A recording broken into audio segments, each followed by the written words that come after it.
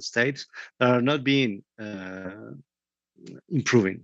The promises are not being fulfilled, and this has a direct translation into the numbers that you just mentioned. I think that there is a couple of other factors that are really important.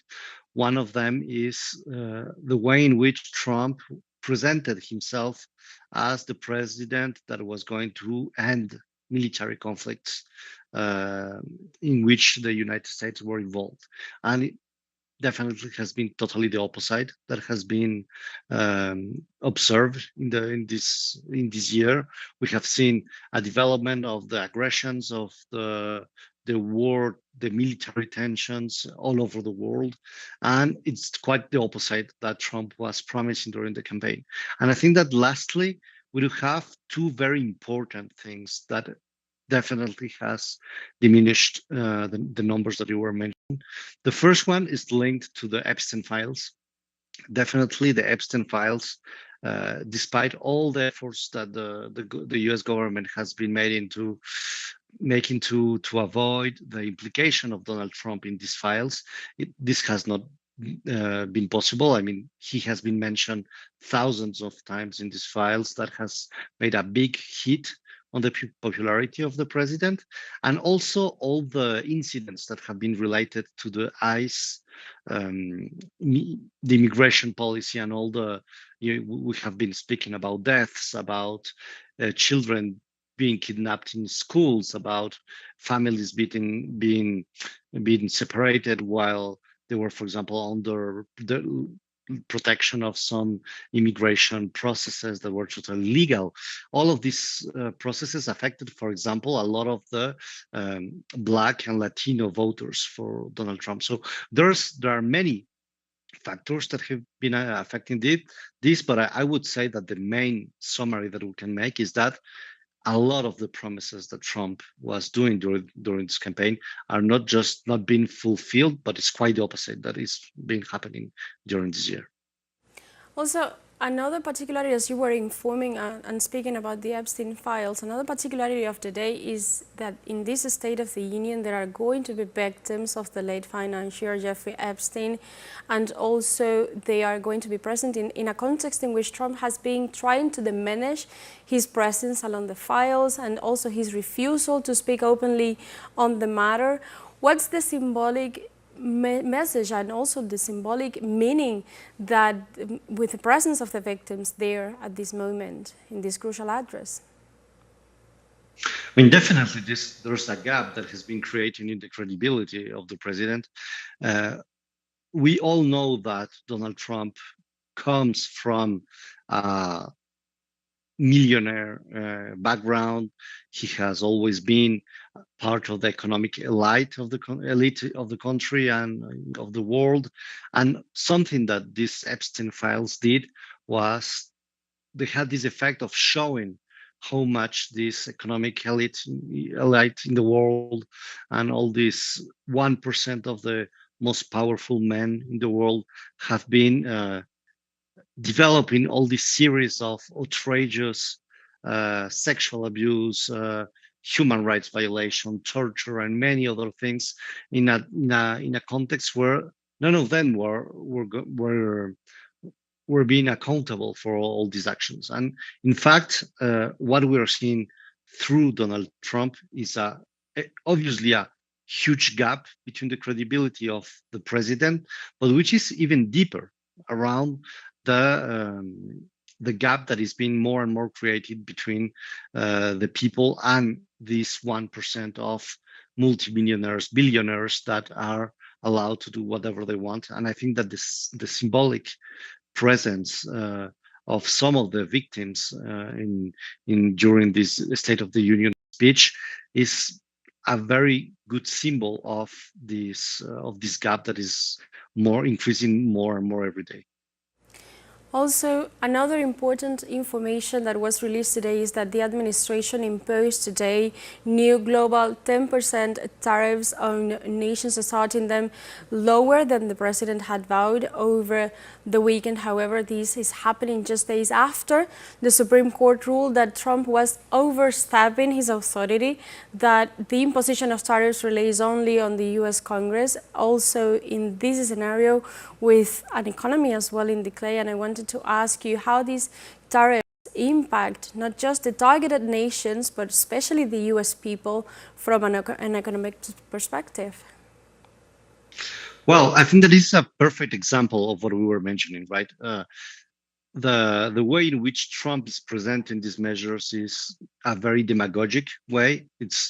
There's no an economic really uh, dynamic or assessment of what could be the positive impact of all these tariffs that he's taking. It's only a way to trying to sell a narrative in which the United States could gain power by doing that, which is in fact a narrative of trying to show United States as being this hegemonic power that has been in fact in the last years, but has been lost. Let's say in the last decade, the United States has been losing more and more of this power. And Donald Trump is trying to gain this narrative about we are still the most powerful country in the world. We can do whatever we want. We can impose this kind of tariffs. But in fact, what is going to happen is exactly the opposite. What we're going to see, and we have already been seeing that with the previous tariffs that were developed against some countries, is that in fact the price of the merchandising is not being paid by the people who is selling that to the United States. The price of the augmentations of tariffs is directly being paid by the consumers in the United States. So already in an economy that is at the brink of a recession, where there's unemployment rates that has been skyrocketing to really records in the last years, having these tariffs is really showing how the US presidency have been developing its government. Is trying to impose a narrative, trying to win the perception of the voters, but even if those narratives are totally opposite to the reality. And what is happening is that I do believe that this separation between the material world, the reality of the working class in the US, and the totally fictional narrative of the president of the United States is not going to be able to maintain this distance for very long. The the the illusion of this narrative is going to be confronted to reality, and more that will continue hitting the popularity of the president. Another important information of today is that there is a Democrat boycott underway. At least a dozen Democratic lawmakers are opting to skip the speech and instead even participate in a counter program at the National Mall. What message are Democratic lawmakers attempting to send to the US people and the whole world by taking this stance, and what is going to be the impact of this decision? Well, for the moment, it's still a minority, right? This is not the whole Democratic Party. This is not a majority of them. But what we can see through this minority of democratic representatives taking this kind of action is something deeper that's going on in the United States, which is the development of an authoritarian regime. We know that more and more all the actions that have been developed by the ICE, immigration police, all that we have been seeing on how Trump has been multiplying more and more the speeches about how maybe elections wouldn't be something that would be the best thing for the United States, and he has been even promising for months that maybe it's not going to be necessary to continue voting for representatives. We've seen the violence of the state in the last months against people who are protesting for human rights, who are protesting against the violation of human rights by, for example, again the ICE police. all of this is showing how the democratic regime in the United States, which was already very low, and we can make a lot of analysis around how the democratic culture in the United States have been eroding for years, but now is really reaching these points of the instauration of an authoritarian regime, which is going deeper and deeper every day. So I think that this boycott of the Democrats are trying to build um, a, a contest, a protest against this authoritarian uh, building, which has two. I would say that there are two pillars. One is the moral pillar, which is being built around the Epstein files, and the other is a more structural pillar, which is built about the violation of human rights, the threats made to the democratic institutions by Donald Trump.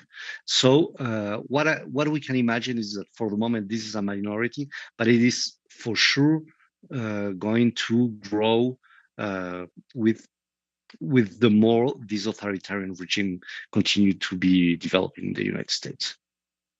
You just mentioned the actions of ICE in the nation, and I wanted to happen, which actually is happening as the US is entering an electoral year. I wanted to ask you how important is going to be this reaction from the government forces, the military forces, and deployed throughout the nation in the outcome of the 2026 midterm elections. Well, there are two opposing dynamics that will be developing this year. I think that the first one is that definitely there's a core of the voters of Trump who will reinforce their belief that that is what the United States need. We are speaking about this core of white voters who have been convinced that a lot of the economic problems of the country is related to the immigration dynamics, which we all know that is totally false, but it is a very seductive narrative. And I think that the way in which the President Trump has been dealing with all this discussion will reinforce those voters. But in the other hand, we know that there were a lot of, for example, Hispano voters, Latino voters. There are a certain amount of Black voters who were supporting Donald Trump for the election that in this moment have already turned their back on the policy that has been developed against the immigrants in the United States. So what we could see, I would say, is in this year we will be seeing a polarization that is going to be increased more and more, because that's exactly what Donald Trump is doing every day. Is trying to maintain the polarization. Is trying to make this polarization of the U.S. society wider and make it each day deeper. But we will see a lot of the voters turning back to this polarization. So the question is how much it is going to be possible to. The real question is how much it's going to be possible.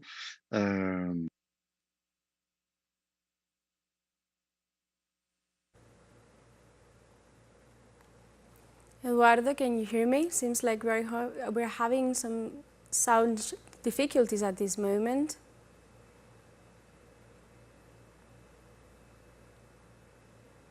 I think. Yeah, what I was saying is that Yeah, we go what we are back to seeing. Eduardo at this moment. We have now signal with him. We were speaking at this moment with Eduardo Meneses, political analyst. At this moment, we have him. Hello, Eduardo. Welcome back. Sounds like we have some technical difficulties, but we have you back now. Yeah, can you hear me now? Yes. Yes. What I was saying, like in a summary, is that what we're going to see next year is the continuation of this polarization policy, but at the same time an erosion of the voters, which elected Trump in the first place, but now turning back their support to the president, and a lot of them will come from uh, as you were mentioning, the ICE policy, there will come from Latino voters, from Black voters, and even some of the workers, the working class section, which have not been seen any improvement on the economic situation.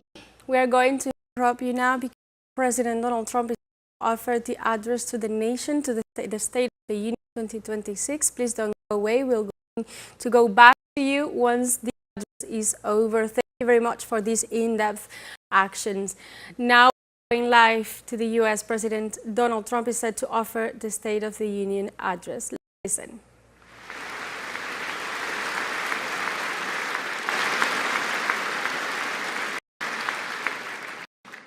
Second Lady of the United States.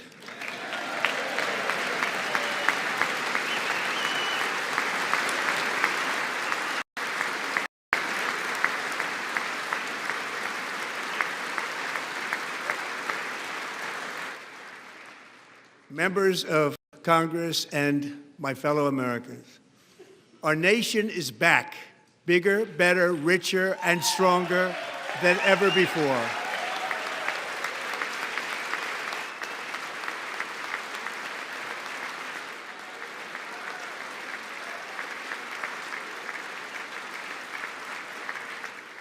Less than 5 months from now, our country will celebrate an epic milestone in American history, the 250th anniversary of our glorious American independence. This July 4th, we will mark 2.5 centuries of liberty and triumph, progress and freedom in the most incredible and exceptional nation ever to exist on the face of the earth. And you've seen nothing yet. We're going to do better and better and better. This is the golden age of America.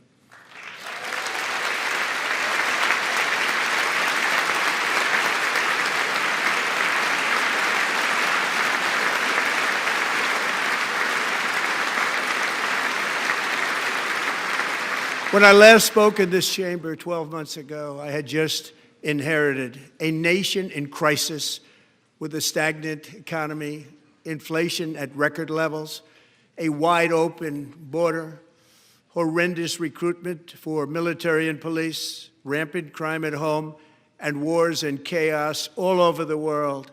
But tonight, after just 1 year, I can say with dignity and pride that we have achieved a transformation like no one has ever seen before, and a turnaround for the ages. It is indeed a turnaround for the ages.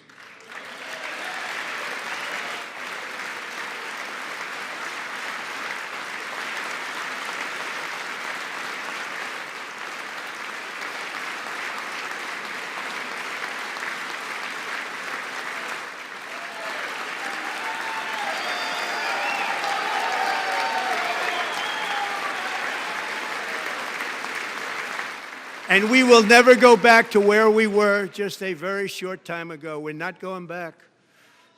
Today, our border is secure.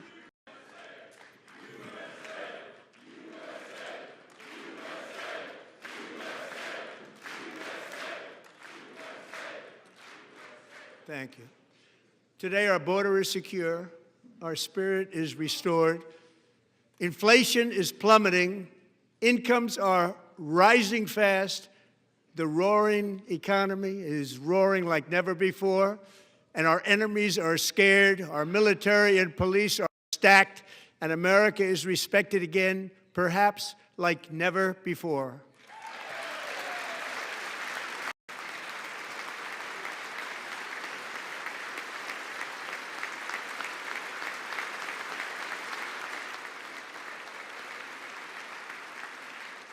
After 4 years in which millions and millions of illegal aliens poured across our borders, totally unvetted and unchecked, we now have the strongest and most secure border in American history by far.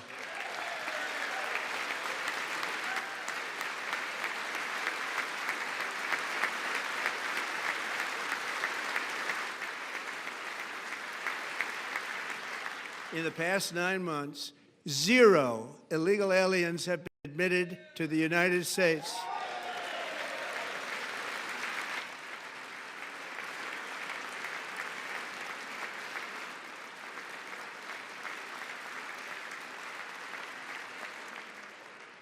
but we will always allow people to come in legally, people that will love our country and will work hard to maintain our country.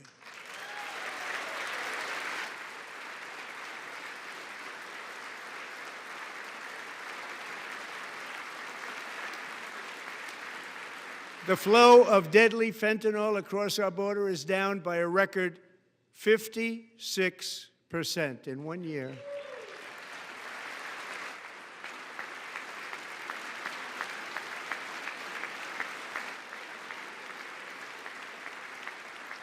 And last year, the murder rate saw its single largest decline in recorded history. This is the biggest decline, think of it, in recorded history, the lowest number in over 125 years, year 1900. In fact, substantially before my wonderful father, I had a wonderful father, Fred, before he was born, substantially before he was born.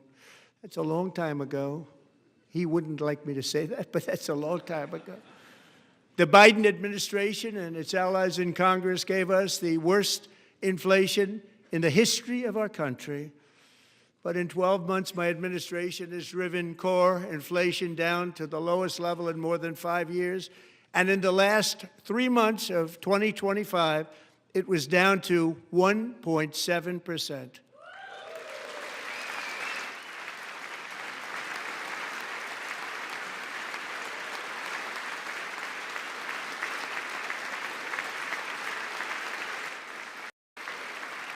Gasoline, which reached a peak of over $6 a gallon in some states under my predecessor, it was quite honestly a disaster, is now below $2.30 a gallon in most states, and in some places, $1.99 a gallon. And when I visited the great state of Iowa just a few weeks ago, I even saw $1.85 a gallon for gasoline.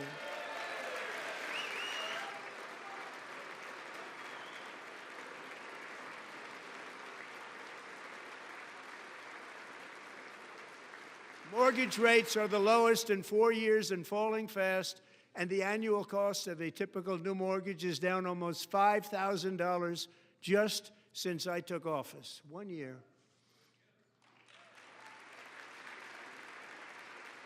And low interest rates will solve the Biden-created housing problem while at the same time protecting the values of those people who already own a house that really feel rich for the first time in their lives. We want to protect those values. We want to keep those values up. We're going to do both. And we are going to keep it that way. The stock market has set 53 all-time record highs since the election. Think of that, 1 year. Boosting pensions, 401ks, and retirement accounts for the millions and millions of Americans. They're all gaining. Everybody's up, way up. In 4 long years, the last administration got less than $1 trillion in new investment in the United States. And when I say less, substantially less. In 12 months, I secured commitments for more than $18 trillion pouring in from all over the globe.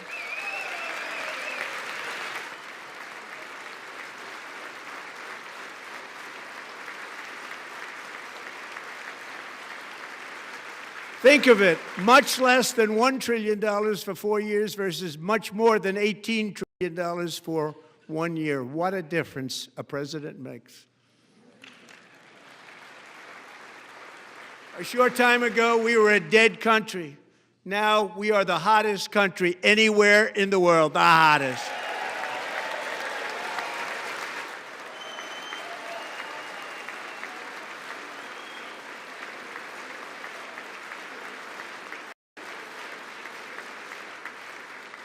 As thousands of new businesses are forming and factories, plants, and laboratories are being built, we have added 70,000 new construction jobs in just a very short period of time. It's getting bigger and bigger and stronger.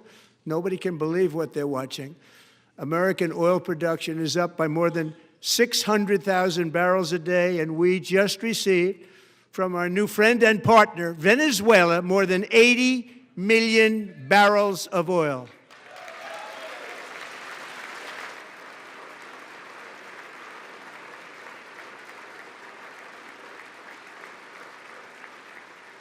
American natural gas production is at an all-time high because I kept my promise to drill, baby, drill.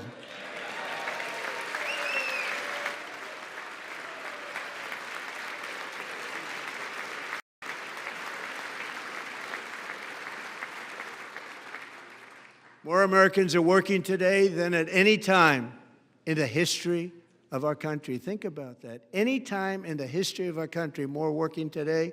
And 100% of all jobs created under my administration have been in the private sector.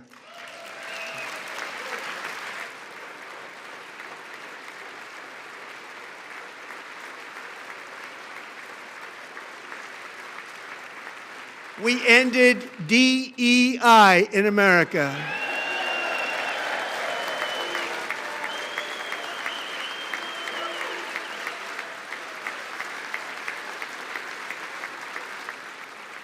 We cut a record number of job-killing regulations, and in 1 year we have lifted 2.4 million Americans, a record, off of food stamps.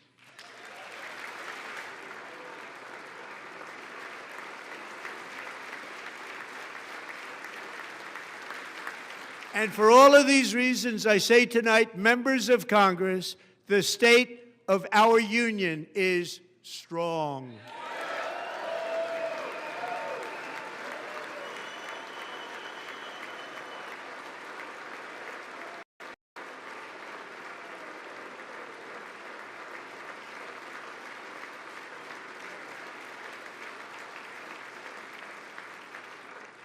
Our country is winning again. In fact, we're winning so much that we really don't know what to do about it. People are asking me, please, please, please, Mr. President, we're winning too much. We can't take it anymore. We're not used to winning in our country. Until you came along, we're just always losing, but now we're winning too much. And I say, no, no, no, you're going to win again. You're going to win big. You're going to win bigger than ever. And to prove that point, here with us tonight is a group of winners who just made the entire nation proud. The men's gold medal Olympic hockey team. Come on in.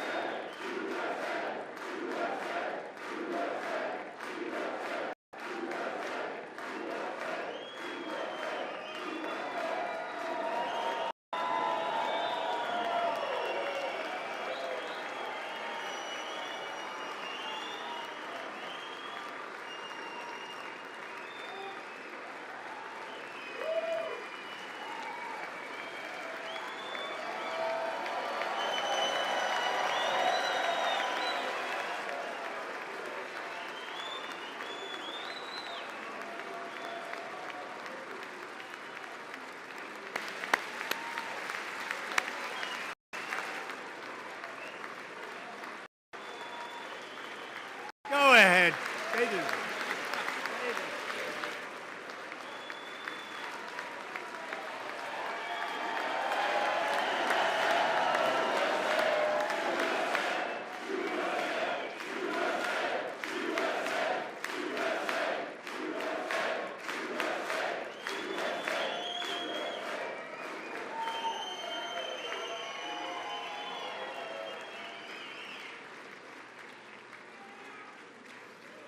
That's the first time I've ever seen them get up. And actually, not all of them did get up.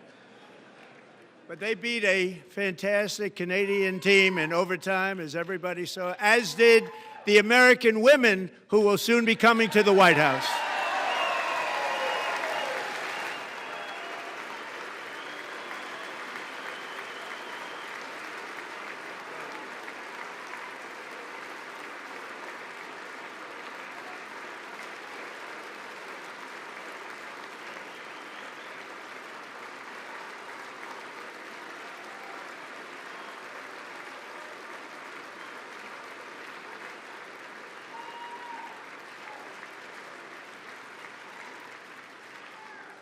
They were in the Oval Office before, and I just want to say a second very big congratulations to Team USA. But I have to say that, and I told them this, and we took a vote of the team. I said, anybody votes no, I'm not doing it.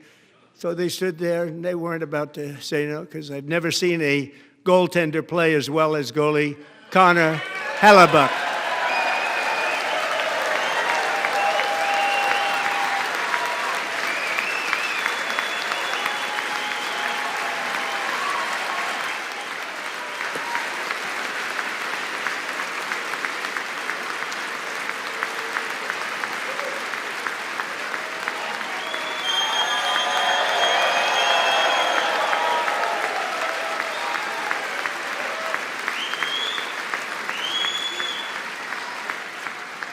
Think of it, 46 shots on goal, and I asked him, the one shot, the one where you put your stick in the back and it hit the neck of your stick and bounced off, do you practice that, or was that a little lucky?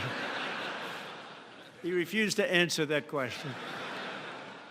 But I just want to tell you that the members of this great hockey squad will be very happy to hear, based on their vote and my vote, and in this case my vote was more important, that I will soon be presenting Connor with our highest civilian honor, which we will be given and which has been given to many athletes over the years. But when I say many, not too many, like 12, it's called the highest civilian honor in our country, the Presidential Medal of Freedom.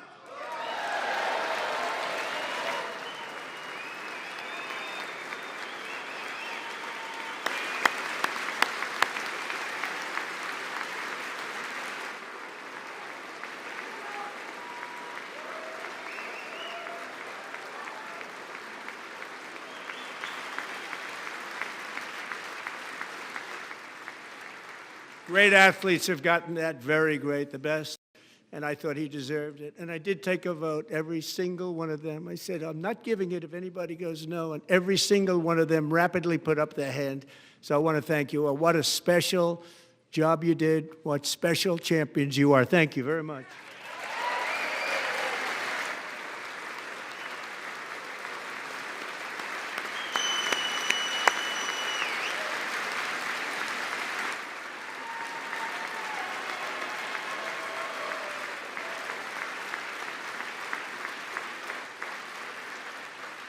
I'm also pleased to say that the next time the Olympic torch is lit, it will be here in America for the 2028 Olympics, and it's the summer version right in Los Angeles. We're going to do a good job in Los Angeles.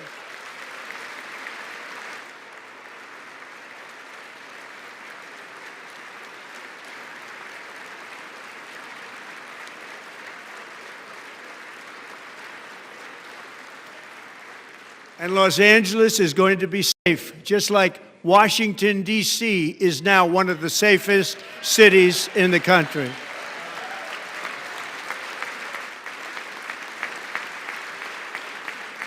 And this year, and I must say I got them both.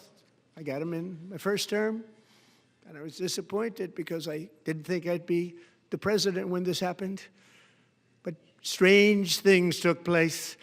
And now I've got them because I got the Olympics and I got the 2026 FIFA World Cup, and I wanted to claim the 250th, but I didn't get away with that one. I couldn't claim that one for myself. But we're getting the World Cup, so we have the World Cup and the Olympics coming, and that is exciting news.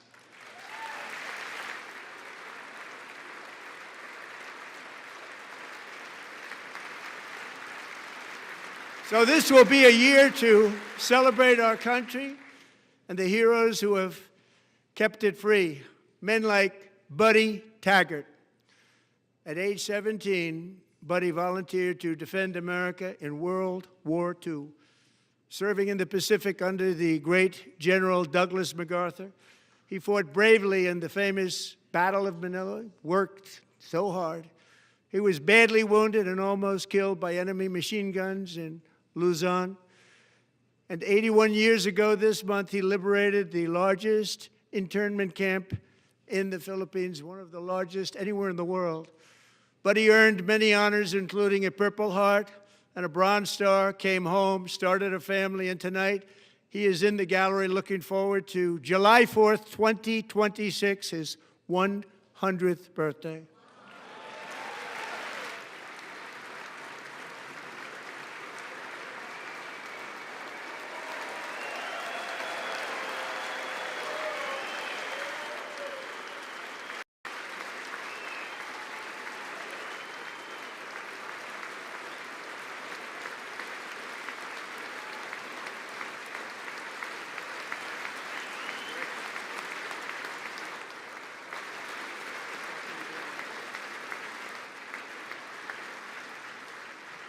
So, buddy, you're a brave man, and we salute you. Even in times of challenge, setback, and immense heartache, the spirit of 1776 has always shone through very brightly. It was July 4th of last year when floodwaters tore through a girls' summer camp in Central Texas, one of the worst things I've ever seen. I was there, rising 26 feet in the matter of minutes, tragically claiming many, many lives. You all remember that one. As the waters threatened to sweep her away, 11-year-old Millie Kate McClelland closed her eyes and prayed to God. She thought she was going to die. Those prayers were answered when Coast Guard rescue swimmer Scott Ruskin descended from a helicopter above. Nobody knew where he came from. It was Scott's first ever rescue mission, a young guy, but very brave, very, very top, always top in his class. And he lifted not just Millie Kate, but 164 others to safety.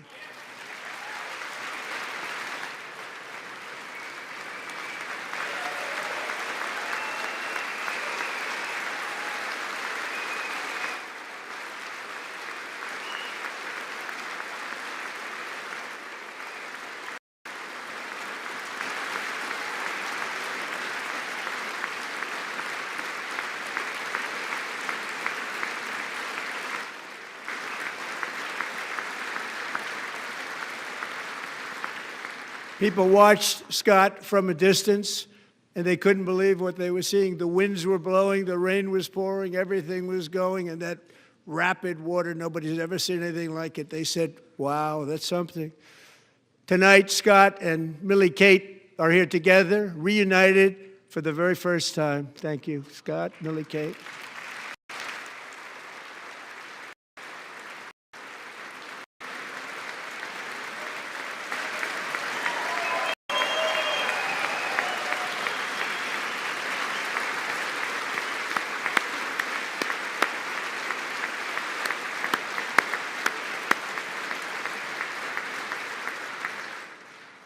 And Petty Officer Ruskin, I'm pleased to inform you that I am now awarding you the Legion of Merit for extraordinary heroism, which is what it was, extraordinary heroism. Thank you.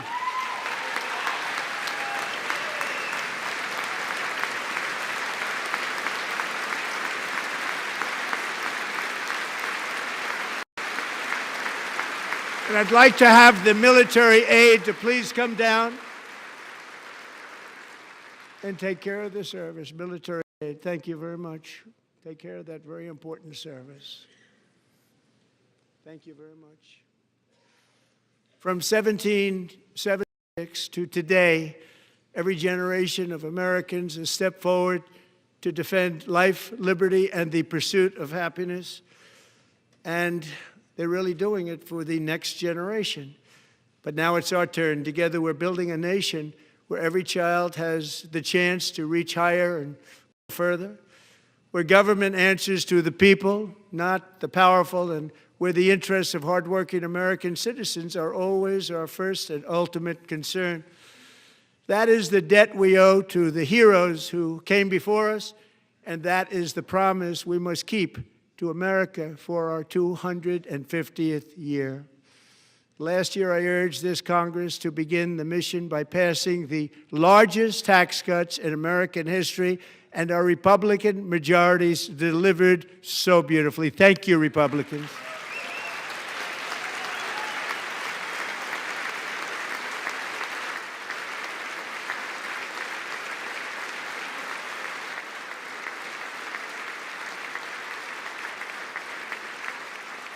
All Democrats, every single one of them, voted against these really important and very necessary massive tax cuts.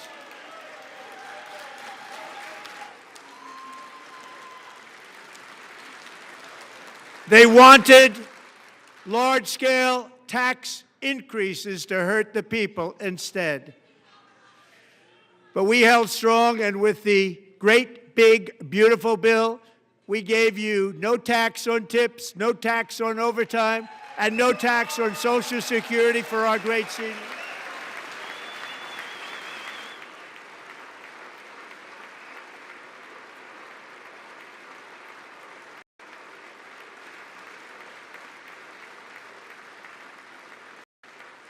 And we also made interest on auto loans tax deductible the first time, but only if the car is made in America.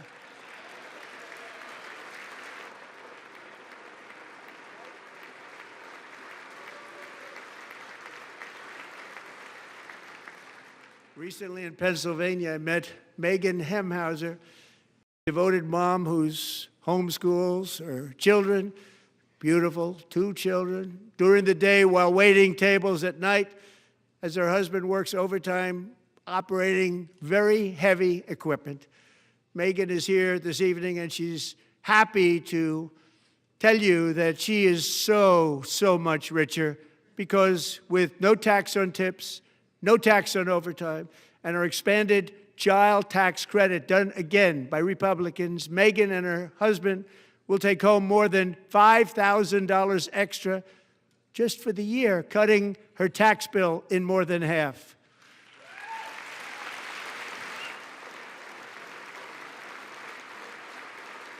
Megan, please stand up. We're fighting for you, Megan.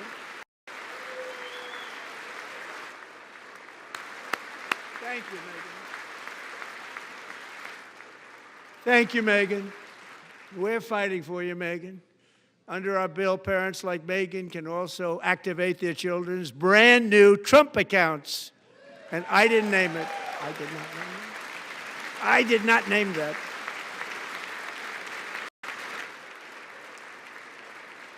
Nobody believes me, but I did not name it. It was named by a very tall man sitting right there in the third row. Nice man, a good man.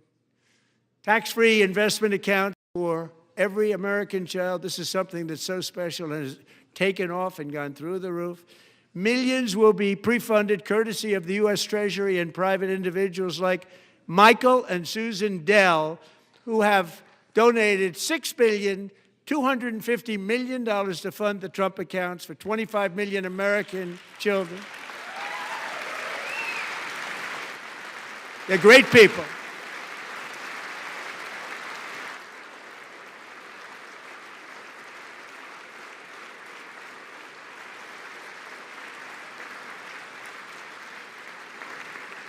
You know, I asked Michael Dell, how do you make all that money? He said, well, I just sat on my dorm in school, and I made computers, and I'd sell them to people, and I kept selling and selling and selling, and pretty amazing story. That's called the American dream. I sold a lot of computers, a lot of those laptops, so I congratulate him on that, but I really thank him and Susan, as well as others like Brad Gerstner, a very tremendous guy. He was behind it right from the beginning. Brad Gerstner, thank you, Brad.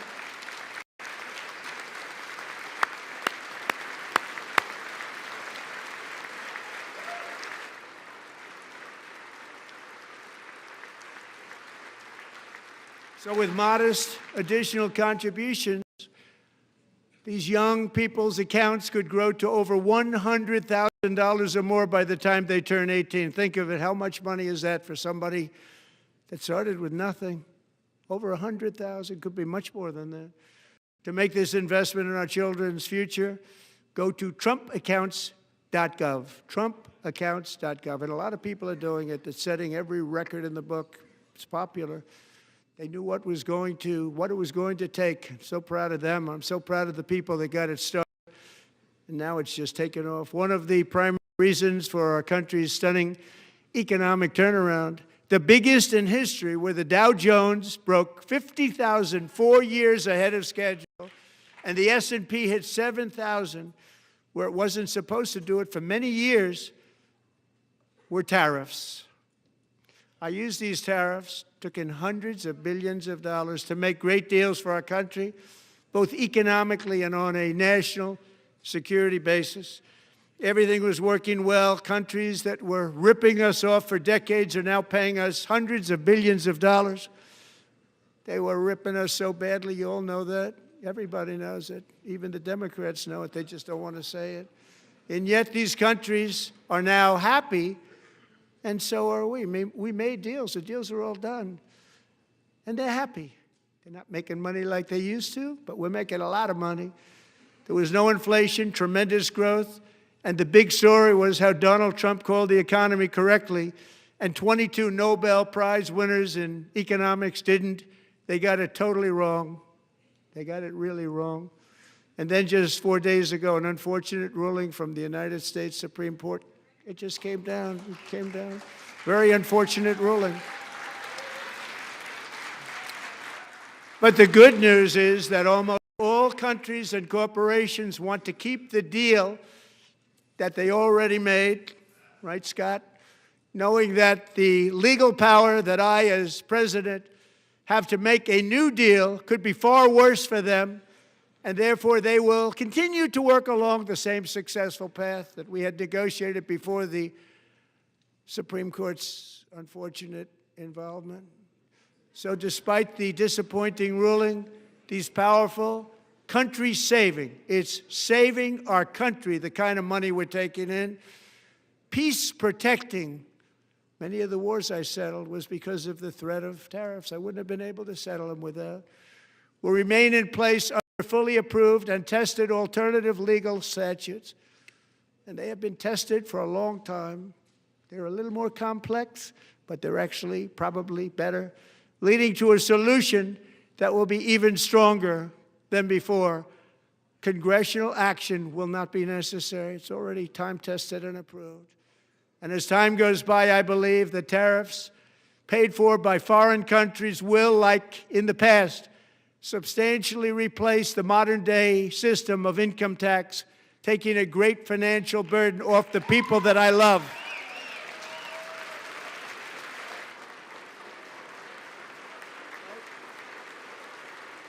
Right?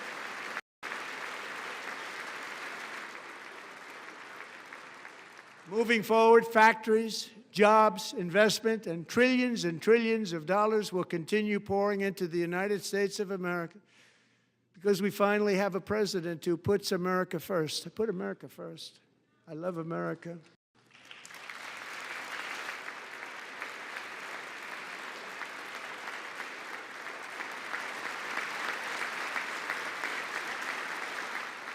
For decades before I came along, we had the exact opposite. From trade to healthcare, from energy to immigration, everything was stolen and rigged in order to drain the wealth out of the productive, hardworking people who make our country great, who make our country run. Under Biden and his corrupt partners in Congress and beyond, it reached a breaking point with the Green New Scam, open borders for everyone. They poured in by the millions and millions from prisons, from mental institutions. They were murderers, 11,888 murders. They came into our country. You allowed that to happen.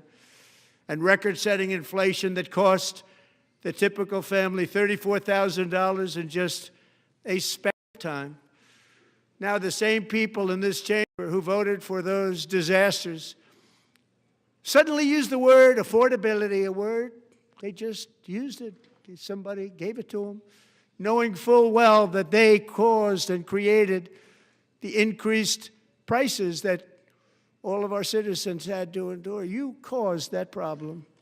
You caused that problem.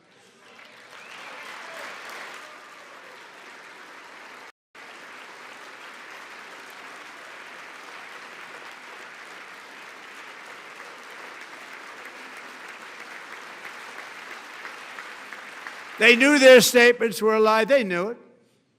They knew their statements were a dirty, rotten lie. Their policies created the high prices Our policies are rapidly ending them. We are doing really well. Those prices are plummeting downward.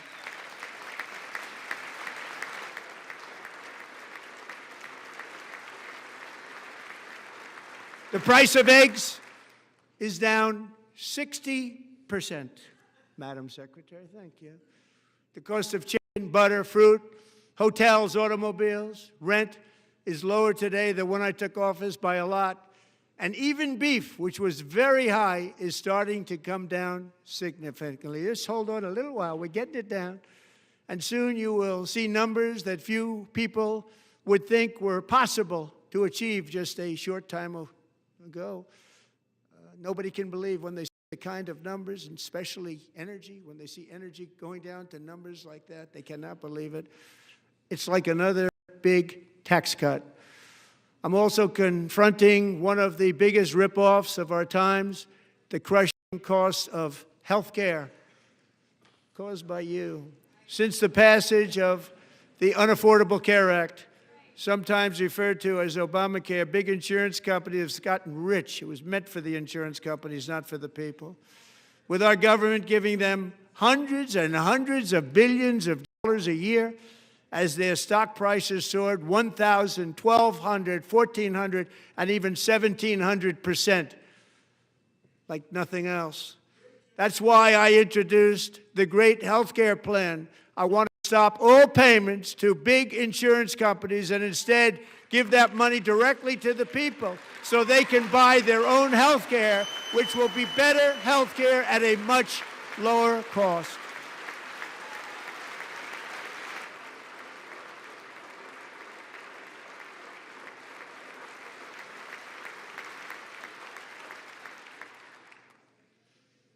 In addition, my plan requires maximum price transparency. That's a big deal. Sounds so simple, so big. And I did that in my first term, and the Democrats immediately terminated it with full knowledge that they were doing a very bad thing for the people. Costs were going to go way up, and that's what happened, and now I'm bringing them way down on health care and everything else. I'm also ending the wildly inflated cost of prescription drugs like has never happened before.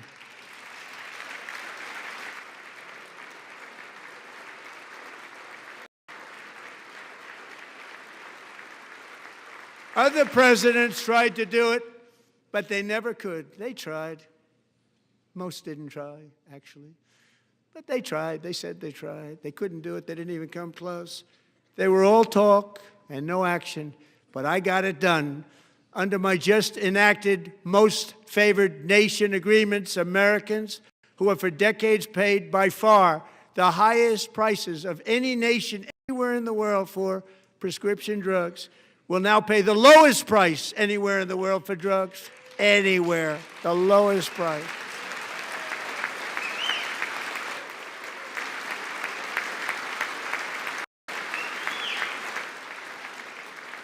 So in my first year of the second term,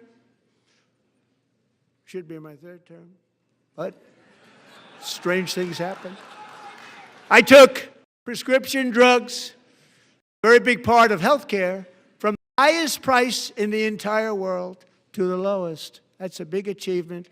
The result is price differences of 300, 400, 500, 600% and more.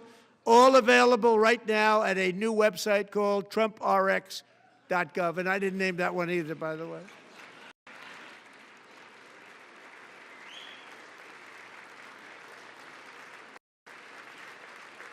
And here tonight is the very first customer ever to get that big discount, and it is big, Catherine Rayner. For 5 years, she and her husband have struggled with infertility, and they turned to IVF. One drug has been costing Catherine $4,000 to purchase. But a few weeks ago, she logged onto the TrumpRx website, got that same drug that cost $4,000, got it for under $500, a reduction of much more, actually, than $3,500. Catherine, we are all praying for you, and you're going to be a great mom.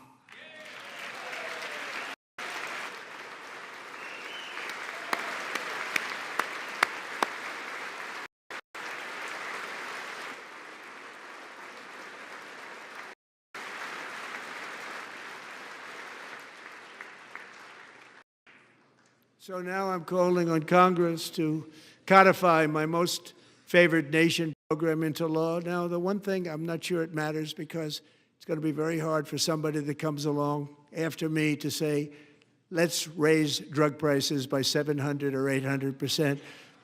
But John and Mike, if you don't mind, codify it anyway. They may do it. Codify it anyway. Thank you. Many Americans are also concerned that energy demand from AI data centers could unfairly drive up their electric utility bills. Tonight, I'm pleased to announce that I have negotiated the new Ratepayer Protection Pledge. You know what that is? We're telling the major tech companies that they have the obligation to provide for their own power needs. They can build their own power plants as part of their factory so that no one's prices will go up. And in many cases, prices of electricity will go down for the community and very substantially down. This is a unique strategy never used in this country before. We have an old grid. It could never handle the kind of numbers, the amount of electricity that's needed. So I'm telling them they can build their own plant. They're going to produce their own electricity. It will ensure the company's ability to get electricity while at the same time lowering prices of electricity for you, and could be very substantial for all of you cities and towns. You're going to see some good things happen over the next number of years. Another pillar of the American dream that has been under attack is home ownership. With us tonight is Rachel Wiggins, a mom of two from Houston. She placed bids on 20 homes and lost all of those bids to gigantic investment firms that bypassed inspection, paid all cash, and turned those houses into rentals, stealing away her American dream. She was devastated.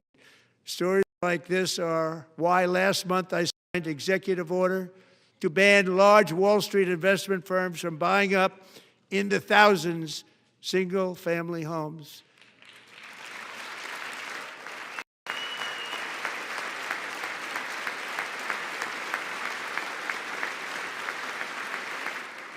And now I'm asking Congress to make that ban permanent, because homes for people, really, that's what we want. We want homes for people, not for corporations. Corporations are doing just fine. Rachel, thank you very much. Good luck with your home. You'll get one soon.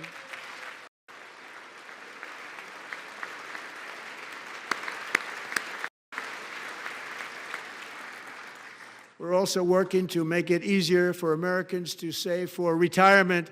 And under this administration, we'll always protect Social Security and Medicare. They are not protecting it for our seniors. We will always protect Social Security, Medicare, Medicaid.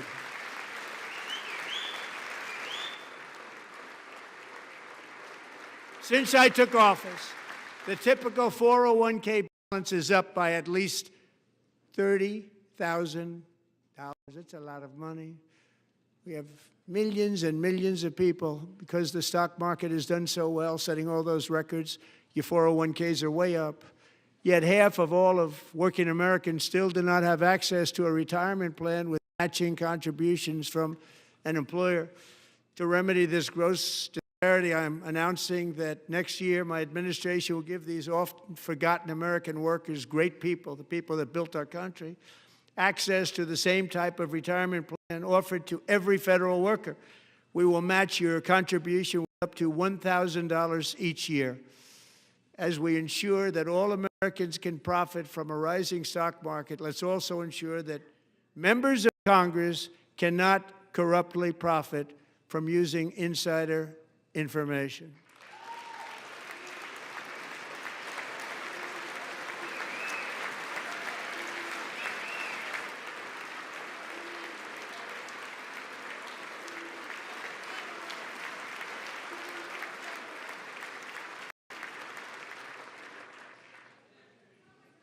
They stood up for that. I can't believe it. I can't believe it. Did Nancy Pelosi stand up if she's here? Doubt it. Pass the Stop Insider Trading Act without delay.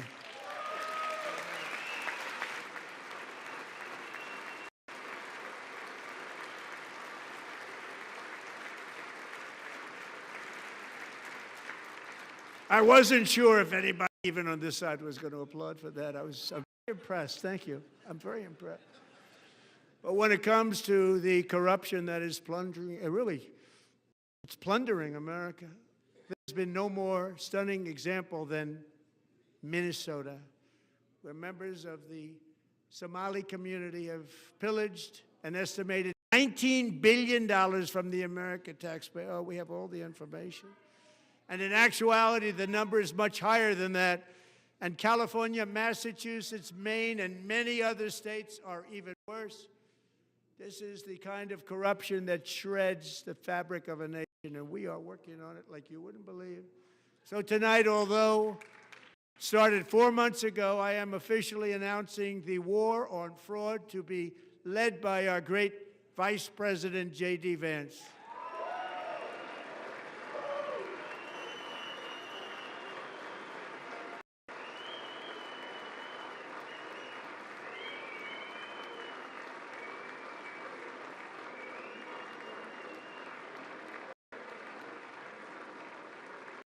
He'll get it done. And we're able to find enough of that fraud. We will actually have a balanced budget overnight. It'll go very quickly. That's the kind of money you're talking about. We'll balance our budget.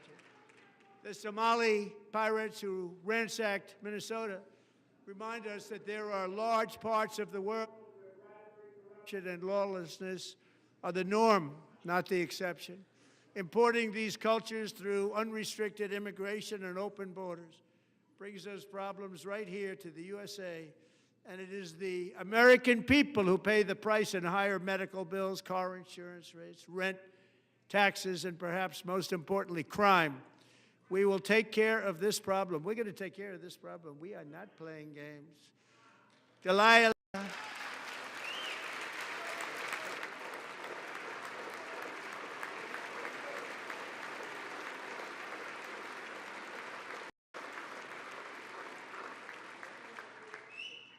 Delilah Coleman was only 5 years old in June 2024 when a 18-wheel tractor trailer plowed into her stopped car traveling at 60 miles an hour or more. The driver was an illegal alien let in by Joe Biden and given a commercial driver's license by open borders politicians in California. Doctors said Delilah would never be able to walk or talk, have a good life. She wouldn't even be able to eat again. But against all odds, she is now in the first grade learning to walk. And she's here this evening with her dad, Marcus, a fantastic man. Delilah, please, you are a great inspiration. Please stand up.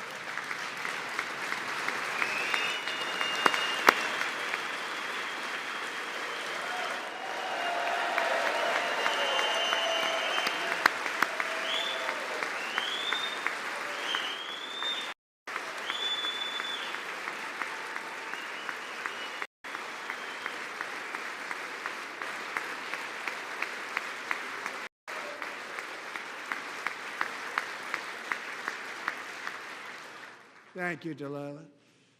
Many, if not most, illegal aliens do not speak English and cannot read even the most basic road signs as to direction, speed, danger, or location. That's why tonight I'm calling on Congress to pass what we will call the Delilah Law, barring any state from granting commercial driver's licenses to illegal aliens.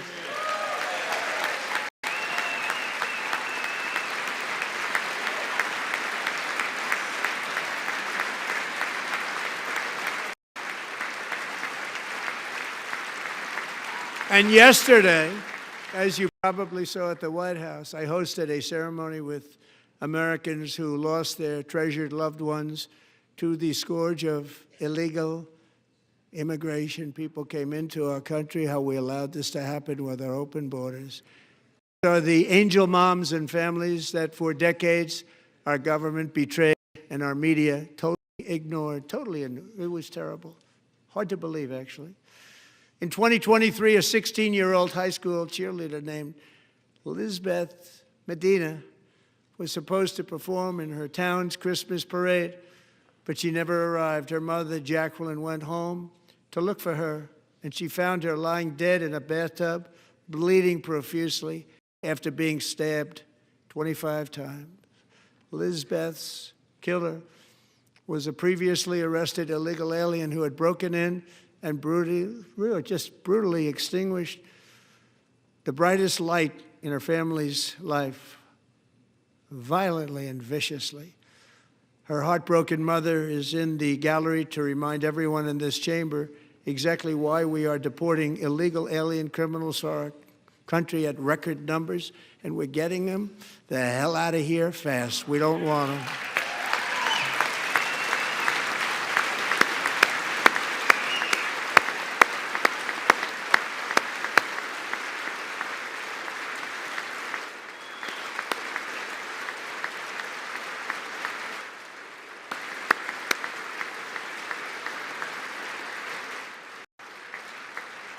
Thank you very much, Jacqueline. Thank you. We can never forget that many in this room not only allowed the border invasion to happen before I got involved, but indeed they would do it all over again if they ever had the chance. If they ever got elected, they would open up those borders to some of the worst criminals anywhere in the world. The only thing standing between Americans and a wide open border right now is President Donald J. Trump and our great Republican patriots in Congress. Thank you. Thank you.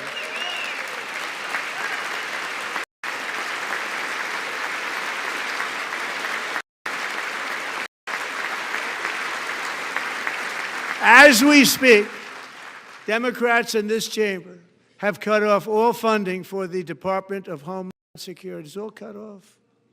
It's all cut off. They have instituted another Democrat shutdown, the first one costing us 2 points on GDP. 2 points we lost on GDP, which probably made them quite happy, actually. Now they have closed the agency responsible for protecting Americans from terrorists and murderers. Tonight I'm demanding the full and immediate restoration of all funding for the border security, homeland security of the United States, and also for helping people clean up their snow. We have no money because of the Democrats. It would be nice. We'd love to give you a hand at cleaning it up, but you gave no money. Nobody's getting paid. It's a shame. So you have to think about it. We have, in case you didn't know, a pretty large snowstorm out there. One of the great things about the State of the Union is how it gives Americans the chance to see clearly what their representatives really believe. So tonight I'm inviting every legislator to join with my administration in reaffirming a fundamental principle. If you agree with this statement, then stand up and show your support. The first duty of the American government is to protect American citizens, not illegal aliens.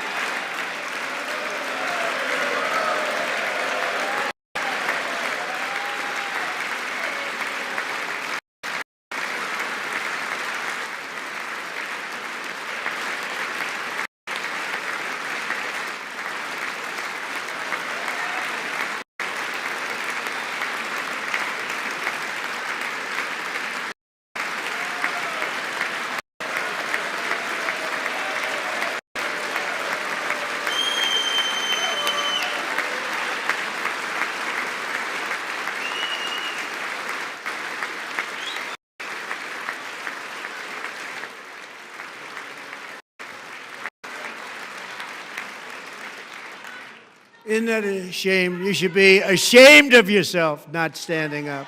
You should be ashamed of yourself.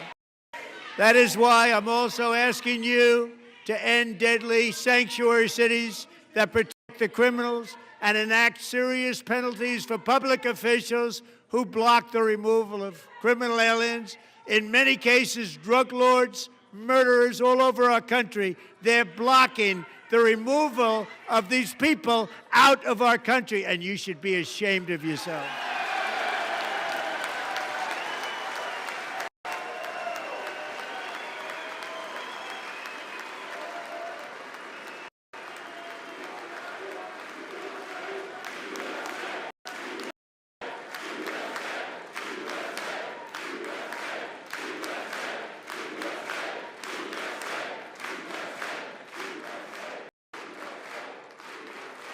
And perhaps most importantly, asking you to approve the Save America Act.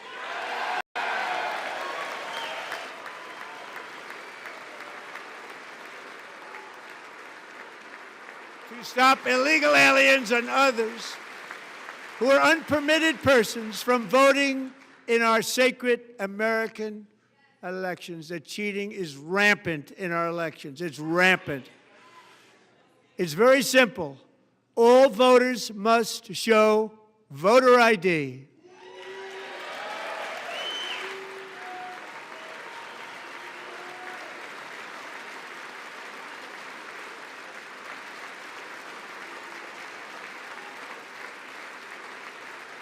All voters must show proof of citizenship in order to vote.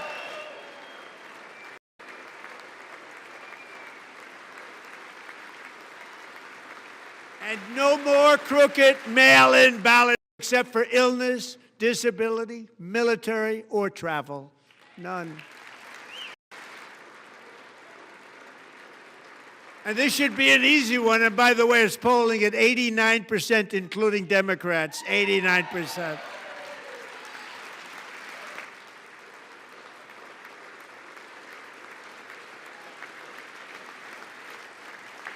And even the new communist mayor of New York City, I think he's a nice guy, actually. Speak to him a lot. Bad policy, but nice guy. Just said they want people to shovel snow. They got hit hard. Wants them to shovel snow, but if you apply for that job, you need to show 2 original forms of ID and a Social Security card. Yet they don't want identification for the greatest privilege of them all, voting in America. No, it's no good. No good. Both Republicans and Democrats overwhelmingly agree on the policy that we just enunciated.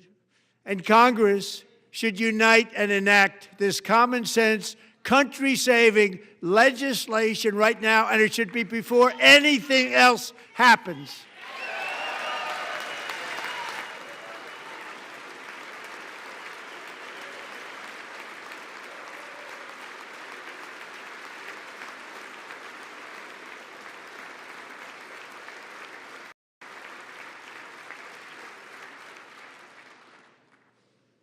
And the reason they don't want to do it, why would anybody not want voter ID? One reason, because they want to cheat. There's only one reason. They make up all excuses. They say it's racist. They come up with things you almost say, what imagination they have.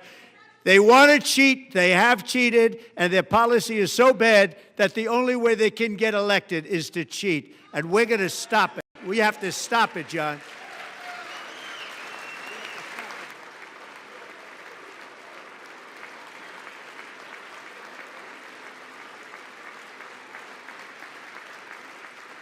And here is one more opportunity to show common sense in government.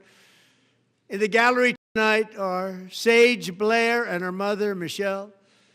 In 2021, Sage was 14 when school officials in Virginia sought to socially transition her to a new gender, treating her as a boy and hiding it from her parents. Hard to believe, isn't it? Before long, a confused Sage ran away from home after she was found in a horrific situation in Maryland.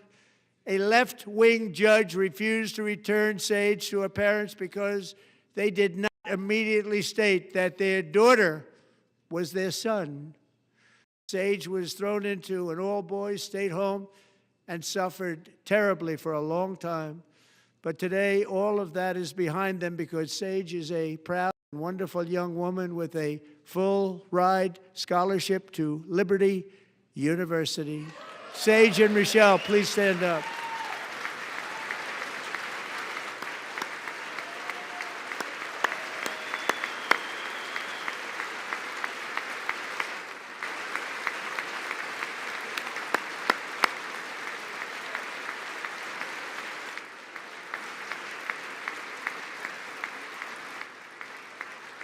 And thank you for your great bravery. And who can believe that we're even speaking about things like this?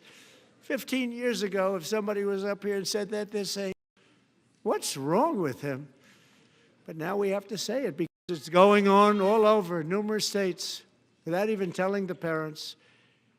But surely we can all agree no state can be allowed to rip children from their parents' arms and transition them to a new gender against the parents' will. Who would believe that we're even talking about this? We must ban it, and we must ban it immediately.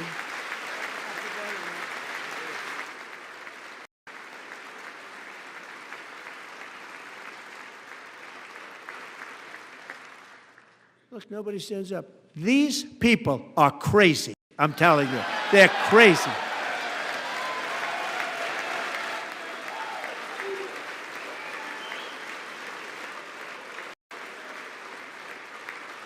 Amazing, incredible.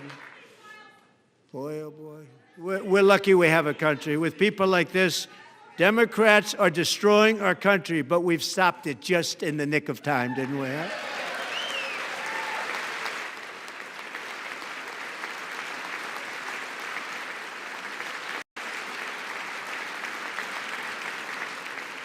No one cares more about protecting America's youth than our wonderful First Lady, now a movie star. She's a movie star. Can you believe it? Who would have believed that? Over the past year, she has had an incredible impact championing AI legislation, advancing a landmark executive order on foster care, and helping secure $30 million to launch the Melania Trump Foster Youth to Independence Initiative. It's a tremendous, really a tremendous thing that happened and had a lot of bipartisan support. She gets much better bipartisan support than I do. I get none. She gets a lot. Someday you're going to have to tell me how you did that. And students and educators in every state have joined the First Lady's efforts in the presidential AI challenge, keeping America's next generation positioned to succeed and strongly succeed in the future. Tonight, we welcome two young people whose lives reflect the First Lady's impact, Sierra Burns and Everest Nevermont. Thank you both, and Melania, thank you. I know how hard you worked on it. Thank you very much.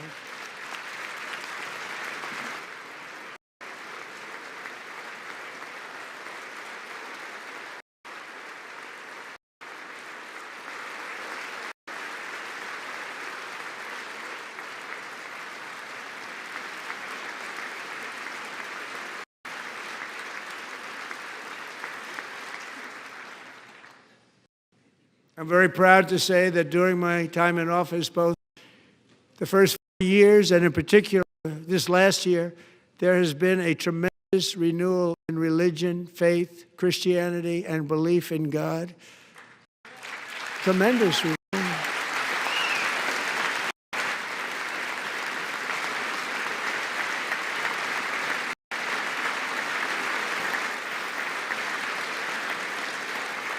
This is especially true among young people, and a big part of that had to do with my great friend, Charlie Kirk, a great guy, great man.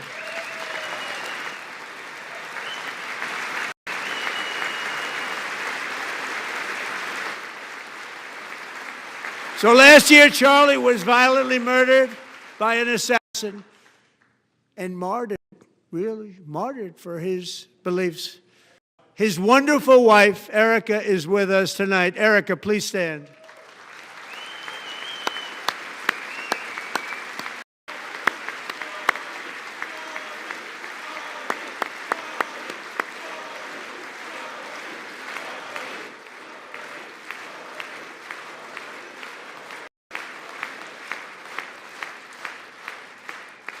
Thank you, Erica. Been through a lot. In Charlie's memory, we must all come together to reaffirm that America is one nation under God, and we must totally reject political violence of any kind.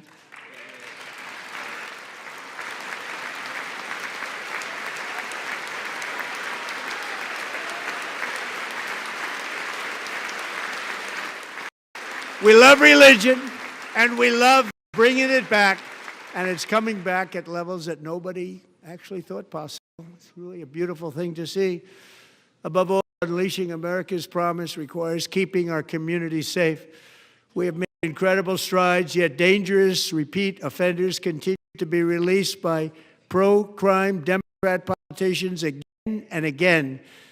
We are honored to be joined tonight by a woman who's been through hell, Anya Zarutska. In 2022, she and her beautiful daughter, so beautiful, what a beautiful young woman, Irina, fled war-torn Ukraine to live with relatives near Charlotte, North Carolina. And by the way, what's going on with Charlotte? Last summer, 23-year-old Irina was riding home on the train when a deranged monster who had been arrested over a dozen times and was released through no cash bail stood up and viciously slashed a knife through her neck and body. No one will ever forget there were people on the train. No one will ever forget the expression of terror on Irina's face as she looked up at her attacker in the last seconds of her life. She died instantly. She had escaped a brutal war only to be slain by a hardened criminal set free to kill in America. Came in through open borders. Mrs. Zarutska, tonight I promise you we will ensure justice for your magnificent daughter, Irina.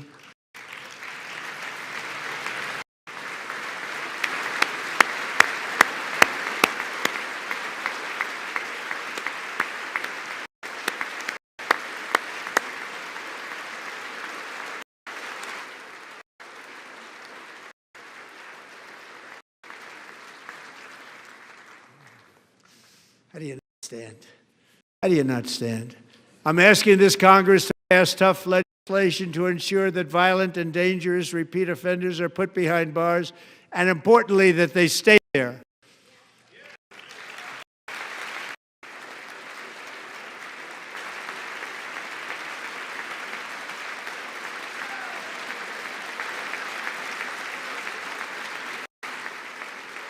Starting last summer, I deployed our National Guard and federal law enforcement to restore law and order to our most dangerous cities, including Memphis, Tennessee, big success, New Orleans, Louisiana, big success, and our nation's capital itself, Washington, D.C., where we have almost no crime anymore in Washington, D.C. How did that happen?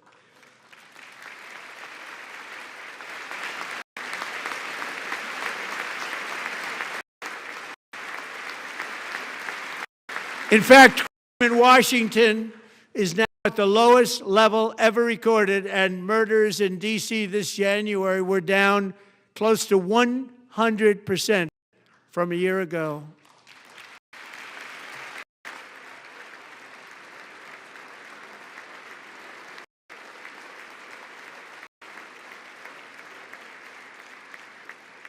They don't like to hear that.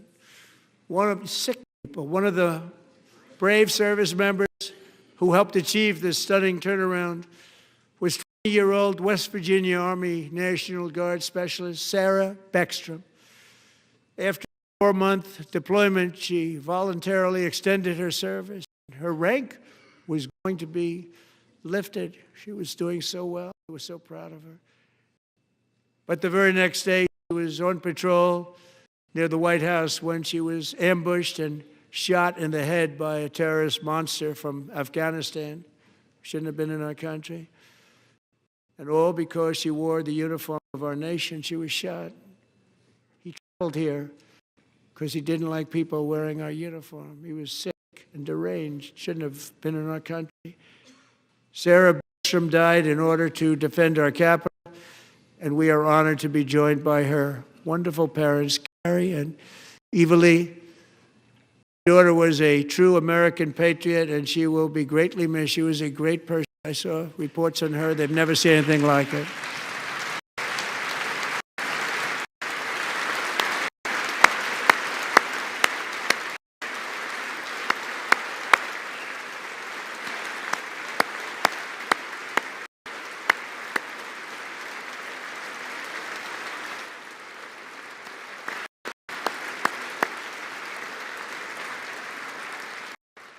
So sorry. Thank you very much. She's a great young lady. I saw reports that were like, perfect. She was perfect. Serving alongside Sarah that day was Staff Sergeant Andrew Wolf. The terrorist shot Andrew in the head, and no one thought he could possibly make it. The two of them, Sarah and Andrew, both shot violently in the head. Neither was expected to make it. They weren't even given a chance, except his wonderful mother, named Melody, who I spoke to the same night, and she was so positive. The doctors thought that Andrew was gone, but his mother said, no, Mr. President, Andrew will be fine. He's going to make it. I've never seen anything like it. I mean, he was given almost no chance. She said, I have no doubt, sir, he's going to be okay. This was a conversation that I had with her that night, with her son laying helplessly in bed, blood over. Everybody is praying, she said, sir, he will be okay. Doctors didn't understand what she was saying. After looking at the results of the damage done, neither did I. She was so strong and conclusive that even Andrew's great father felt she didn't really understand the gravity of the situation. But she turned out to be right. Melody, she turned out to be right.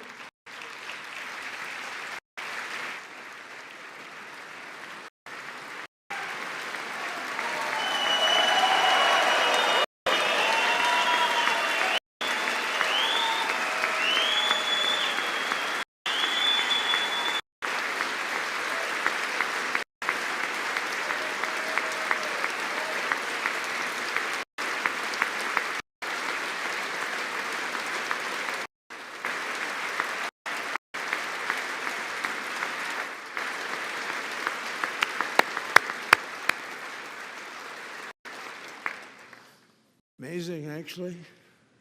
I said, where does this woman come from? She's the most positive person I've ever met.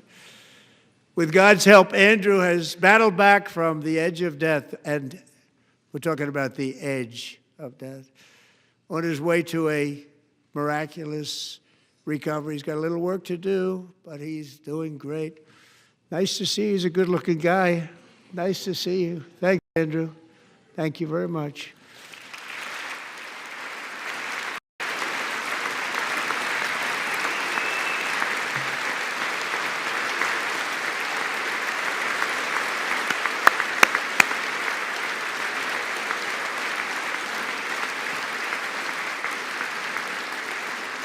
So, Andrew, while you're up, now I'm going to ask a highly respected General James Stewart to present Staff Sergeant Andrew Wolf and the great family of Sarah Beckstrom with the award created by our late, great President George Washington himself. It's called the Purple Heart.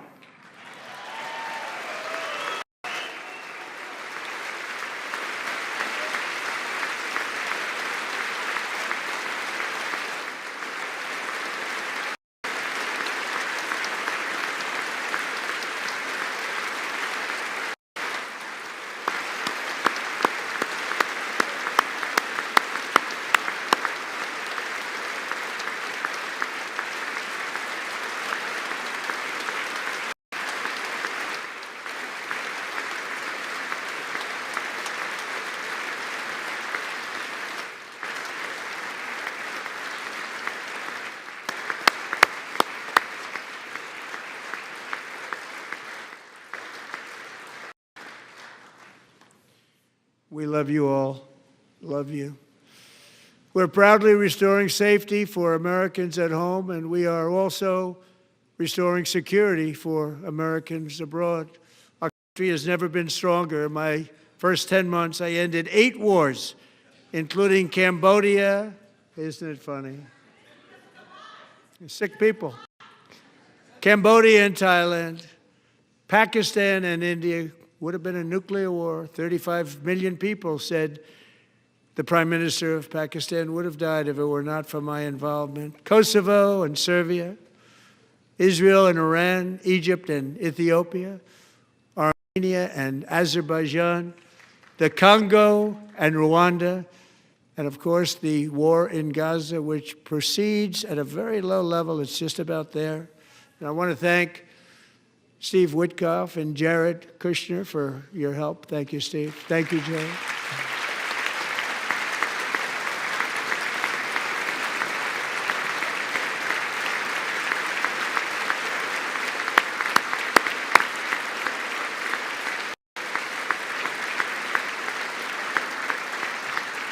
And I also want to thank the man they report to, Secretary of State Marco Rubio. Thank you, Marco.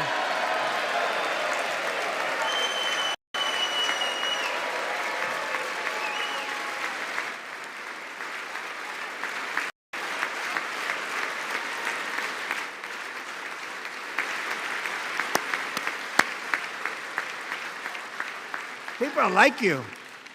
You know, Marco got 100% of the votes when he was in confirmation. I think our next one was about 54%. And some of the Democrats are now saying, I can't believe we approved that guy. And he said it's an honor that they feel that way, right, Marco? You have done a great job, great Secretary of State. I think he'll go down as the best ever.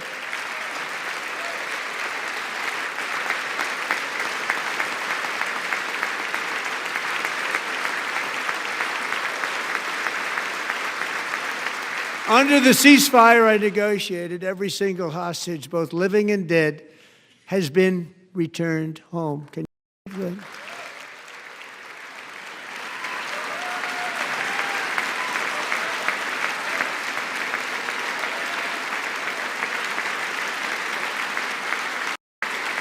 Nobody thought it was possible. Nobody thought that was possible. Both living and dead. And those parents who had a dead son, their boy, they'd always tell me their boy, they wanted him as much as though he were living. It was an amazing period of time. And they came back, and when we got all of the living hostages back, and many, many before them, but I always said those last 20 are going to be very tough, but we got many, many more, hundreds. But I said those last 20 are going to be tough. We got them back. But we only got back 14 or 15 of the dead, of the 28. And believe it or not, Hamas worked along with Israel, and they dug, and they dug, and they dug.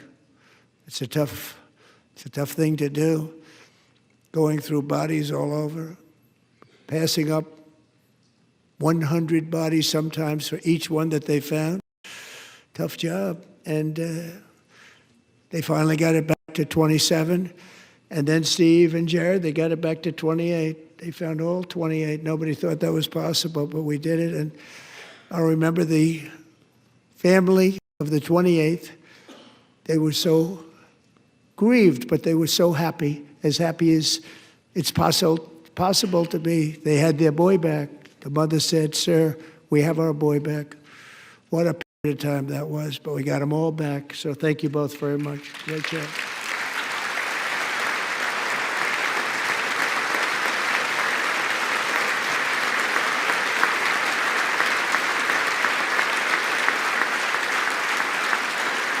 And we're working very hard to end the 9th war, the killing and slaughter between Russia and Ukraine, where 25,000 soldiers are dying each and every month. Think of that, 25,000 soldiers are dying a month.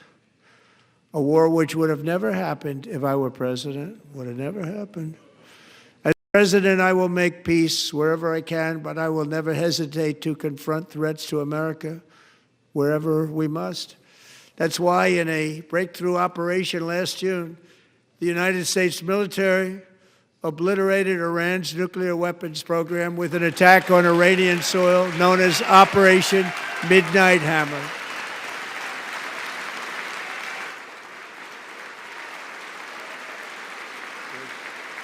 Good.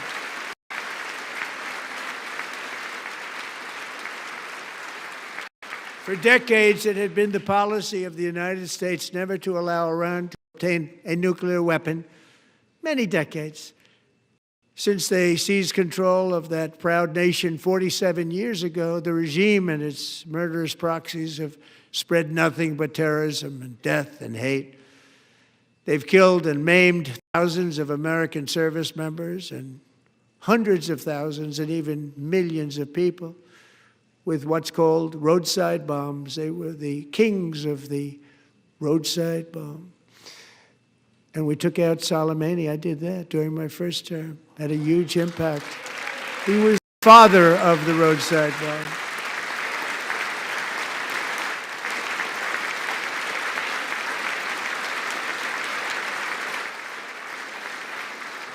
And just over the last couple of months with the protests, they've killed at least, it looks like, 32,000 protesters. 32,000 protesters in their own country. They shot them and hung them. We stopped them from hanging a lot of them with the threat of serious violence. But this is some terrible people. They've already developed missiles that can threaten Europe and our bases overseas, and they're working to build missiles that will soon reach the United States of America. After Midnight Hammer, they were warned to make no future attempts to rebuild their weapons program, and in particular, nuclear weapons. Yet they continue. They're starting it all over. We wiped it out, and they want to start all over again, and are at this moment again pursuing their sinister ambitions. We are in negotiations with them. They want to make a deal, but we haven't heard those secret words. We will never have a nuclear weapon. My preference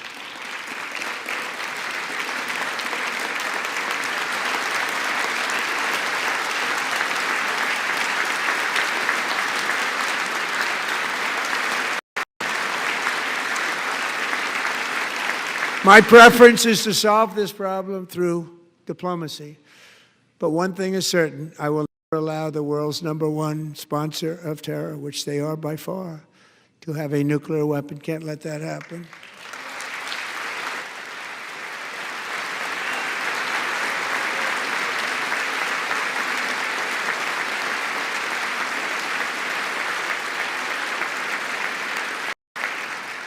And no nation should ever doubt America's resolve. We have the most powerful military on earth. I rebuilt the military in my first term. We're going to continue to do so. Also, we just approved a $1 trillion budget. We have no choice. We have to be strong, because hopefully we will seldom have to use this great power that we built together. It's really called peace through strength, and it's been very, very effective.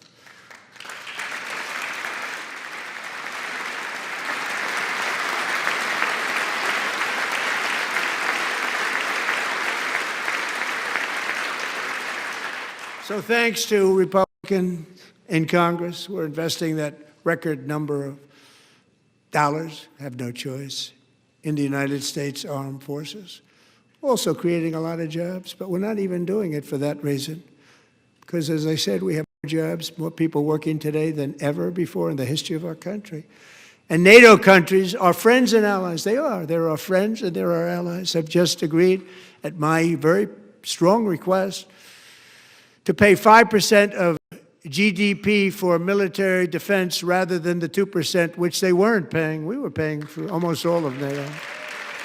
Now they're paying 5 as opposed to not paying 2.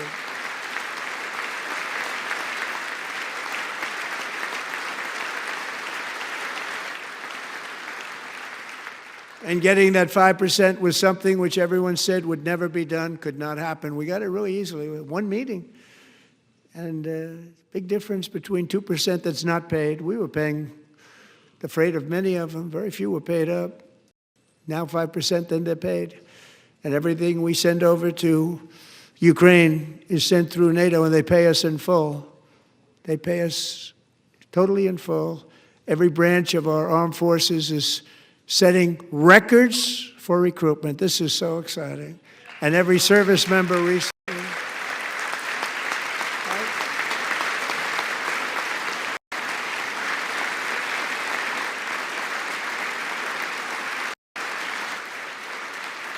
And every service member recently received a warrior dividend of $1,776.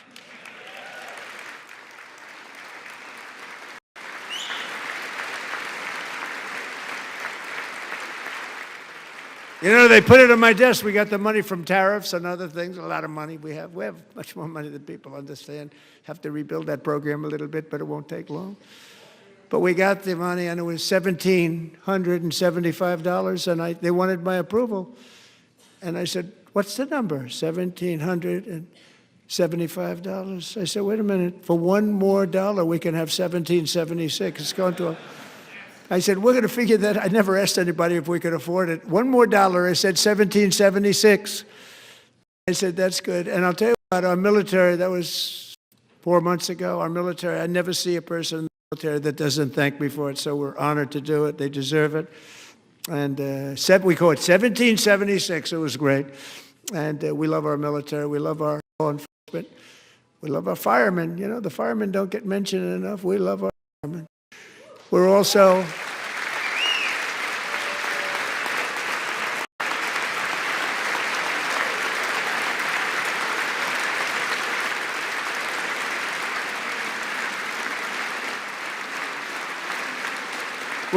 restoring American security and dominance in the Western Hemisphere, acting to secure our national interests and defend our country from violence, drugs, terrorism, and foreign interference. For years, large swaths of territory in our region, including large parts of Mexico, really large parts of Mexico, have been controlled by murderous drug cartels.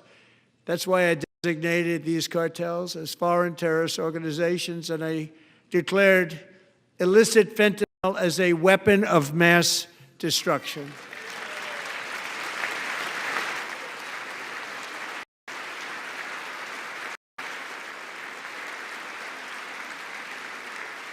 And with our new military campaign, we have stopped record amounts of drugs coming into our country and virtually stopped it completely coming in by water or sea. You probably noticed that. We very seriously damaged their fishing industry also. Nobody wants to go fishing anymore. We've also taken down one of the most sinister cartel kingpins of all. You saw that yesterday. In January,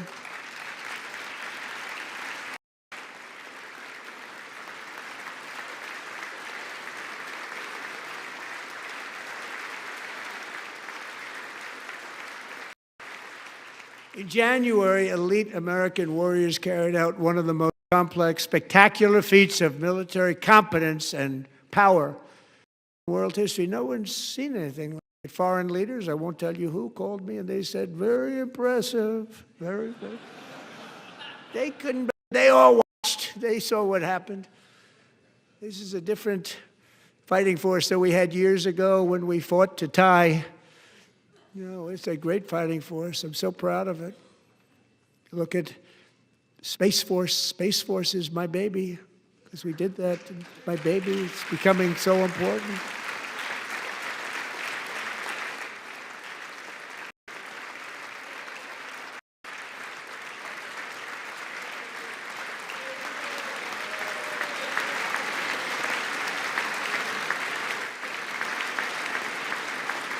And America's armed forces overwhelmed all defenses and utterly defeated an enemy, good fighters, to end the reign of outlaw dictator Nicolas Maduro and bring him to face American justice.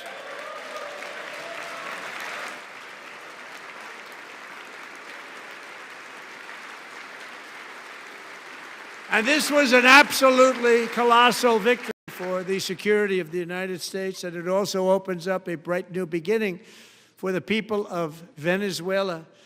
We're working closely with the new president of Venezuela, Delcy Rodriguez, to unleash extraordinary economic gains for both of our countries and to bring new hope to those who have suffered so terribly. They really did suffer. With us tonight is Alejandro Gonzalez. She grew up in a tight-knit Venezuelan family and was especially close to her beloved uncle Enrique.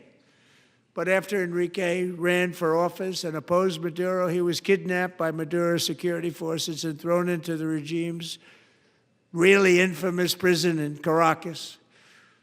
Alejandro feared she would never see her uncle again. She feared for her own life also. But since the raid, we have worked with the new leadership, and they have ordered the closure of that vile prison and released hundreds of political prisoners already, with more to come. Alejandro, I'm pleased to inform you that not only has your uncle been released, but he is here tonight. We brought him over to celebrate his freedom with you in person. Enrique, please come down.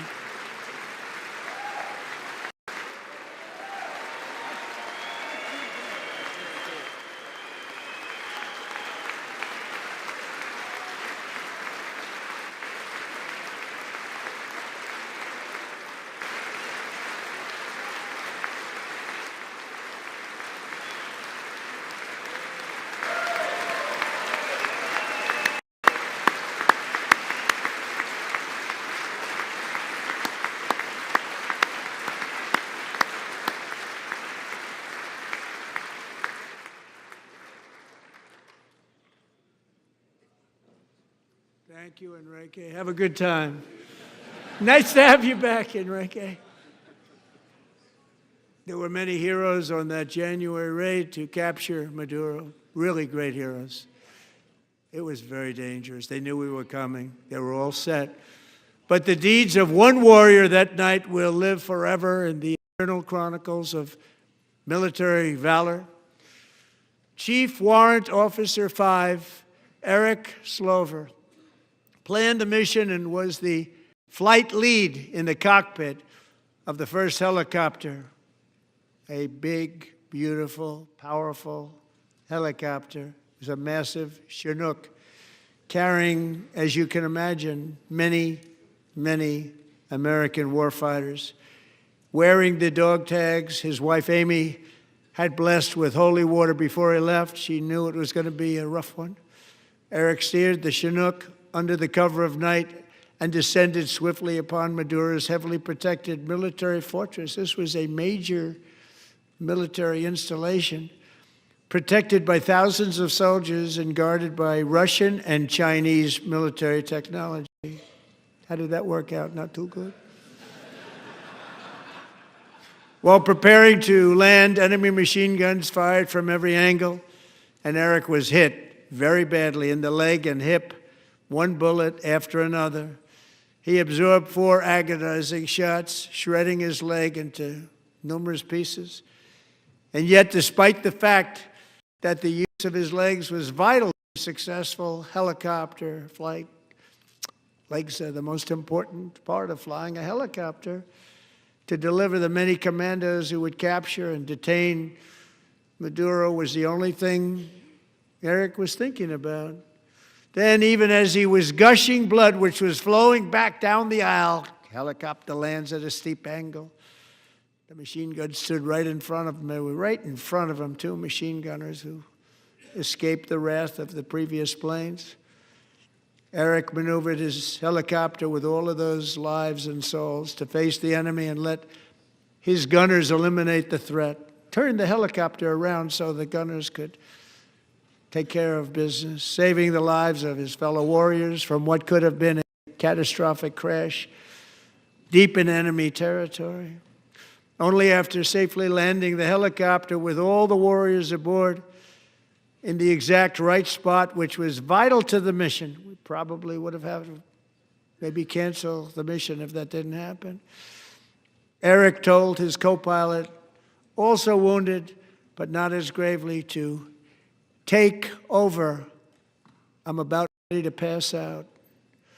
The success of the entire mission and the lives of his fellow warriors hinge on Eric's ability to take the searing pain. It was unbelievable what's happened to his legs of the bullets and keep on flying and landing and People knew what was happening. Everybody in the back of the helicopter knew because they saw the blood pouring down the aisle. Chief Warrant Officer Slover is still recovering from his serious wounds, but I'm thrilled to say that he is here tonight with his wife, Amy, Eric, and Amy. Come on in.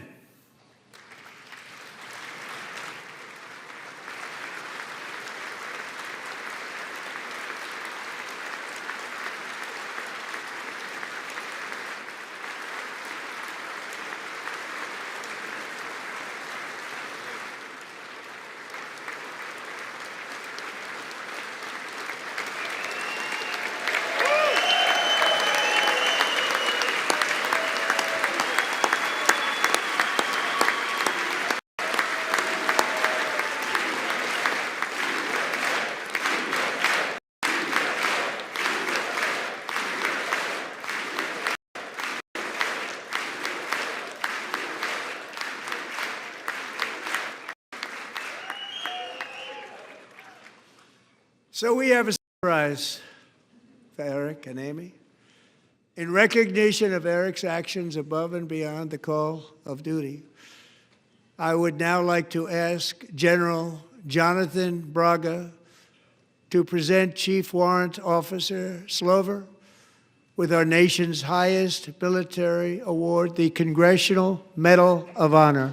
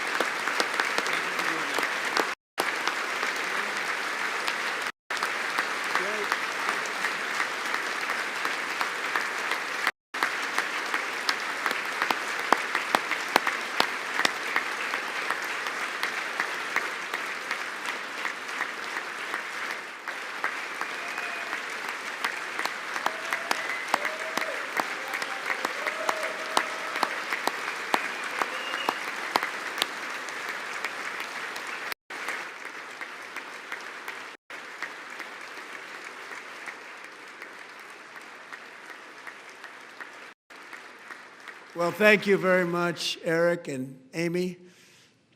Great to get to know you. I met with them and with a lot of their fellow warriors at Fort Bragg recently. You notice the name Fort Bragg, we have it back, we brought it back. We won the First World War with it, the Second World War with it, and then they decided to change the name. So we changed it back. Everybody wanted to change back too. And 10 of Eric's fellow warriors from that incredible night of victory will also be receiving medals at a private ceremony that will soon be held at the White House, and Eric will be there. Thank you.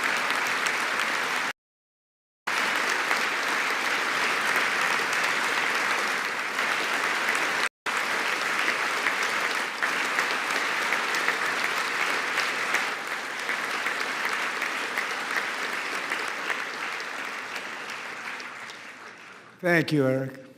That's a big one. Tonight we've celebrated many truly extraordinary American patriots. There is one last living legend to honor before we go. He is one more heroic American aviator, Navy fighter pilot. Royce Williams served in World War II, Korea, Vietnam, flying more than 220 missions. In the skies over Korea in 1952, Royce was in the dogfight of a lifetime, legendary dogfight. Flying through blizzard conditions, his squadron was ambushed by 7 Soviet fighter planes. It was his first aerial combat of the war, and despite being massively outnumbered and outgunned, Royce led the takedown of 4 enemy jets and almost destroyed the others, vanquishing his adversaries while taking 263 bullets to his own plane and being seriously hurt. His story was secret for over 50 years. He didn't even want to tell his wife, but the legend grew and grew. But tonight, at 100 years old, this brave Navy captain is finally getting the recognition he deserves. He was a legend long before this evening. Royce, please stand up, and I will ask the First Lady of the United States to present Captain Royce Williams with his Congressional Medal of Honor.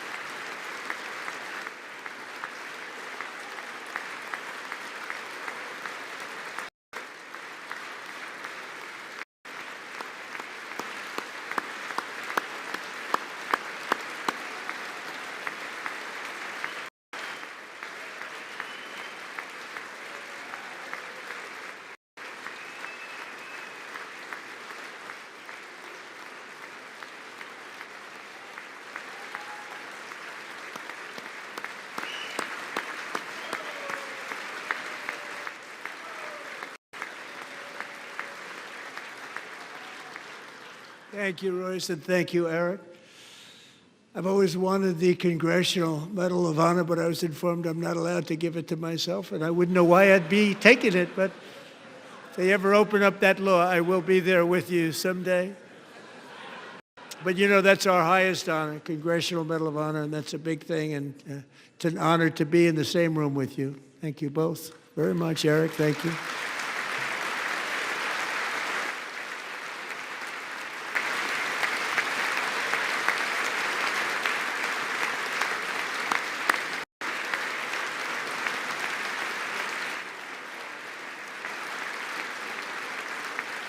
Thank you.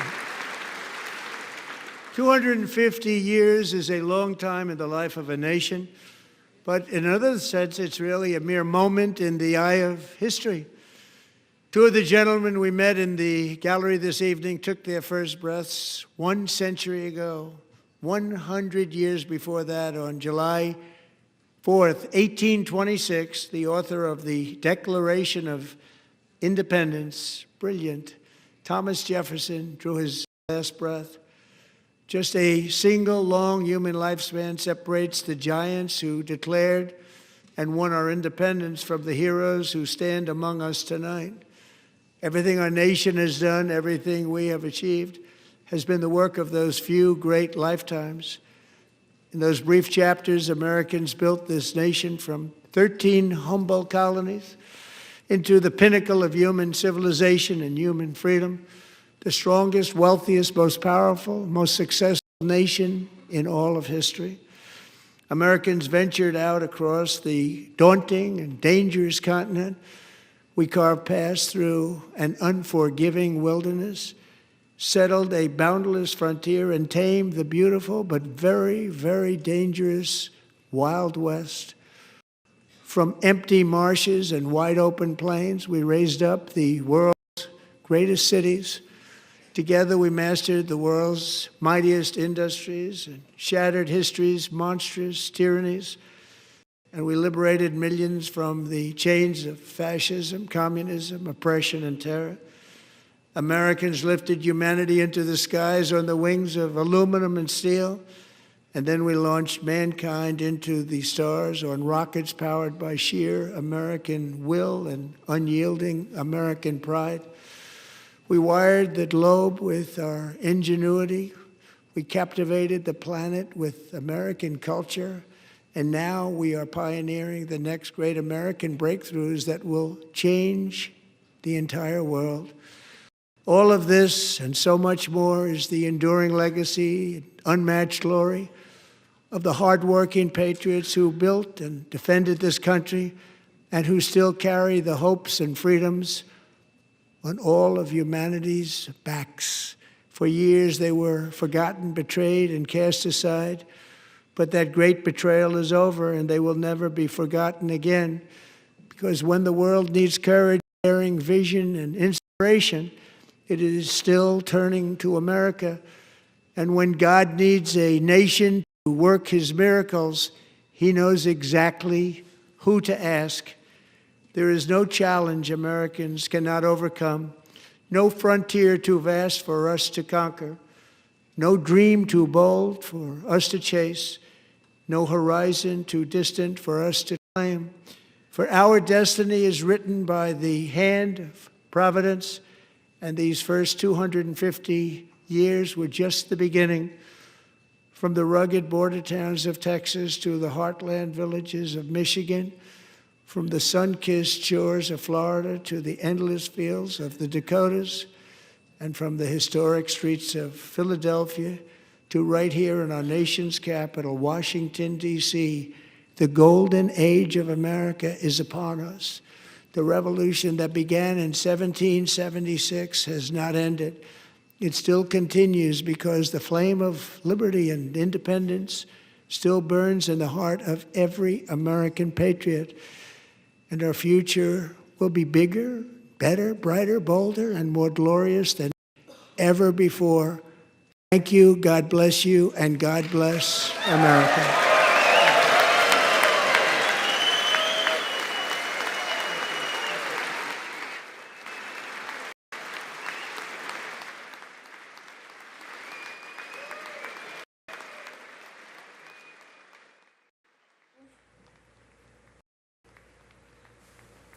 We are live at this hour to the United States as President Donald Trump delivered the 2026 State of the Union. As expected, we have seen a highly optimistic Trump that even demanded ovations from the crowd. He worshipped his administration's actions. He focused as well on his administration's alleged economy achievements. In his statements, Trump assured, and I quote, "Our nation is back, bigger, better, and stronger. This is the golden age of America." However, official numbers say otherwise, and they speak volumes. Just to mention a few, GDP shrank for the first time in 3 years during the first quarter of 2025. Companies have reduced hiring, adding just 181,000 jobs in 2025, the fewest since 2002. Also, economic growth slowed in the last 3 months of the last year. We are at this moment still seeing live images from the US at this moment, as Trump is living at this moment the room in which he offered this almost 2 hours speech, this address to the State of the Union, in which also he failed to mention well regarding all of this rhetoric in which he said that the US is in the greatest moment regarding economy. For example, there are numbers as well that denied these affirmations. Federal Reserve Bank of New York confirmed that close to 90% of the tariffs were paid by US citizens. Precisely in this context, now we want to welcome back our special guest, Eduardo Meneses, political analyst. Welcome back once more here to Telesur English. I'm glad to be here. What would will be the political consequences of a slow economy, taking into account that the US president is ignoring completely the numbers that I just mentioned, and therefore he is taking no action to revert this reality? Well, there is clearly in all the speech that Trump just made, there is a huge distance between what is the narrative that he wants to position in the public opinion and the facts. It's very clear that even if there could be some growth, this growth in one side is not backing up the creation of jobs. And that is something that we are not saying just like taking the voices of political opposition or, I don't know, radical leftists who want to oppose the government. If we just take some reports made by the Goldman Sachs Bank at the end of last year, we are already seeing a dynamic, which is a new dynamic in the U.S. economy, which is we are seeing some sectors of the economy maintaining some growth, but not creating jobs. This is mainly linked to the development of new technologies like artificial intelligence. So we are seeing first the President Trump giving bad numbers. You already mentioned that, and we have seen how in the last quarter of 2025 the economy is slow. We're slowing. But also there's a systemic problem that the US has in terms of job creation, linked to artificial intelligence, but also linked to the way in which the US economy is being more and more focused into a military economy. This is something that is one of the explanations of why the President Trump is trying to position this idea that they are creating peace, that they need money for building a sustainable peace, which in fact what they're doing is they are trying to strengthen the last of the places where they do have some productive economy in the United States, which is the military industry.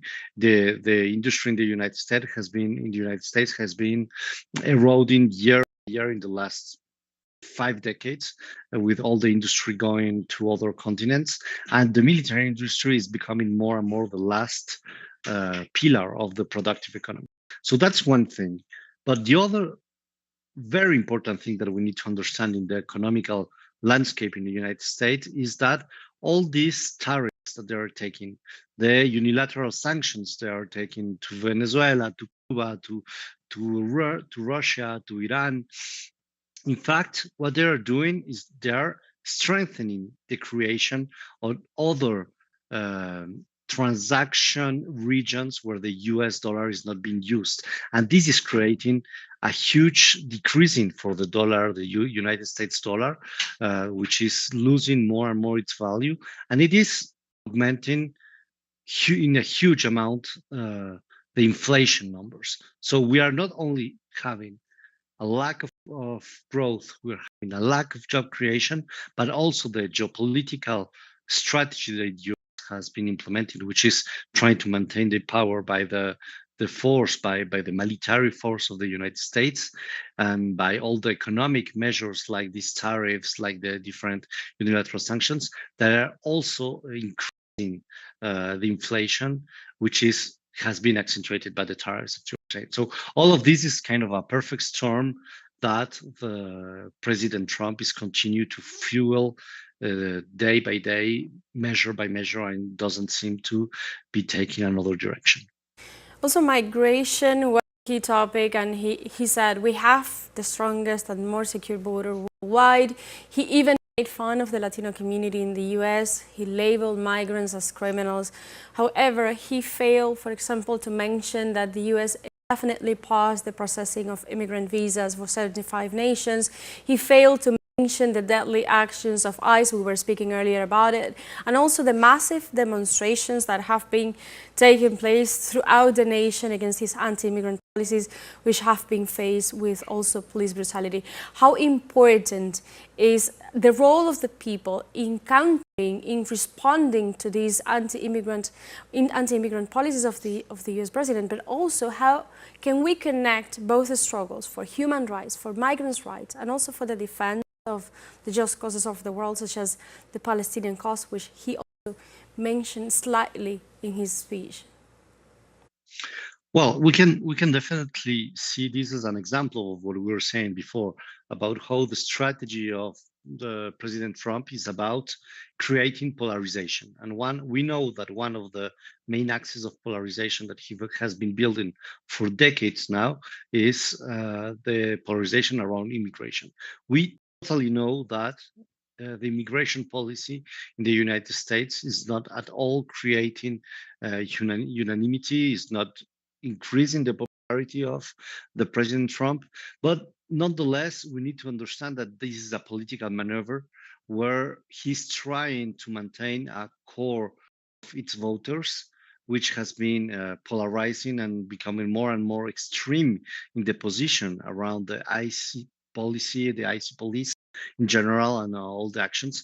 So this is kind of an artificial dilemma that he's trying to position. In one side, he's saying human rights, and the other side, he's saying the Americans first. One of the best examples of that was also the proposal that he made about this American Save America Act, which is around forcing people who are voting to bring demonstrations of their nationality, which we know is going to do not to make a risk for a lot of North Americans and lot of U.S. citizens who have the citizenship but do not have the access to those documents to access the pool. So we know that all of this is a polarizing policy, which is not at all trying to solve problems. We totally have been saying how Trump has been building this narrative for years now, where he's trying to disguise the total inaccuracy of its economic policy, the incapacity that they have had in the previous government and the current government to solve the economic and social problems of the working class in the US. And he's trying to bring this flag of trying to say it's the fault of immigrants. We know that this is not going to work anymore in terms of building a majority that is the same that maybe made him elected last time. But the effort he's trying to make here is trying to maintain some core voters. What is the strategy in the long term? It's still to be determined. We could say definitely that be afraid of how he's trying to build a war scenario that could try to bring back some of the earlier voters while maintaining these core voters through this polarizing policy. But this, in fact, is one of the big risks because, as you were mentioning, human rights, international law, all what happened with Palestinian territories and how the US is now totally just bypassing the international law and the UN institutions to create a so-called peace board, which is in fact a colonizing board, which is trying to reinforce the colonization of Palestine. All of these are the same kind of measures that apply internally and externally of the US in this polarization run of President Trump, which is trying to increase this polarization in the US society. Let's bring the scope to Latin America. He mentioned Venezuela. Right afterwards, the US rejects political violence of any kind. However, he failed to mention the politically motivated violence lived in Venezuela during the January 3rd military attack, but also, as we know, led to the kidnapping of Venezuelan President Nicolás Maduro and also Congresswoman Celia Flores. But there is something even more remarkable in today's speech. There was also a changing point. In the first hours that led after the attack, Trump referred to this mission as smooth, that had no resistance from Venezuela. However, today, almost 2 months after this attack, he recognized that the military forces, the US military forces, were received with a strong military response. In your opinion, what does this shift in narrative means?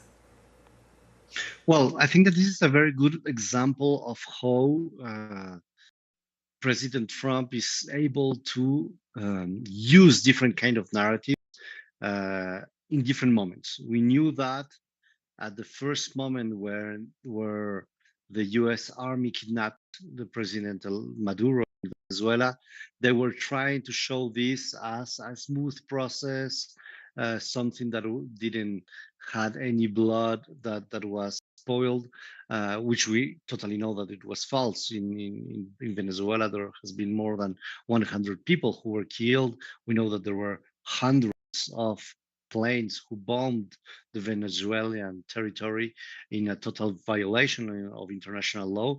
But the intention was to show a win, a kind of a clean win that had no blood in their hands at that moment. But now the need of the narrative has totally changed. Now, as you could see in this speech, President Trump was trying to position kind of a heroic narrative where he was giving Medal of Honors to different people.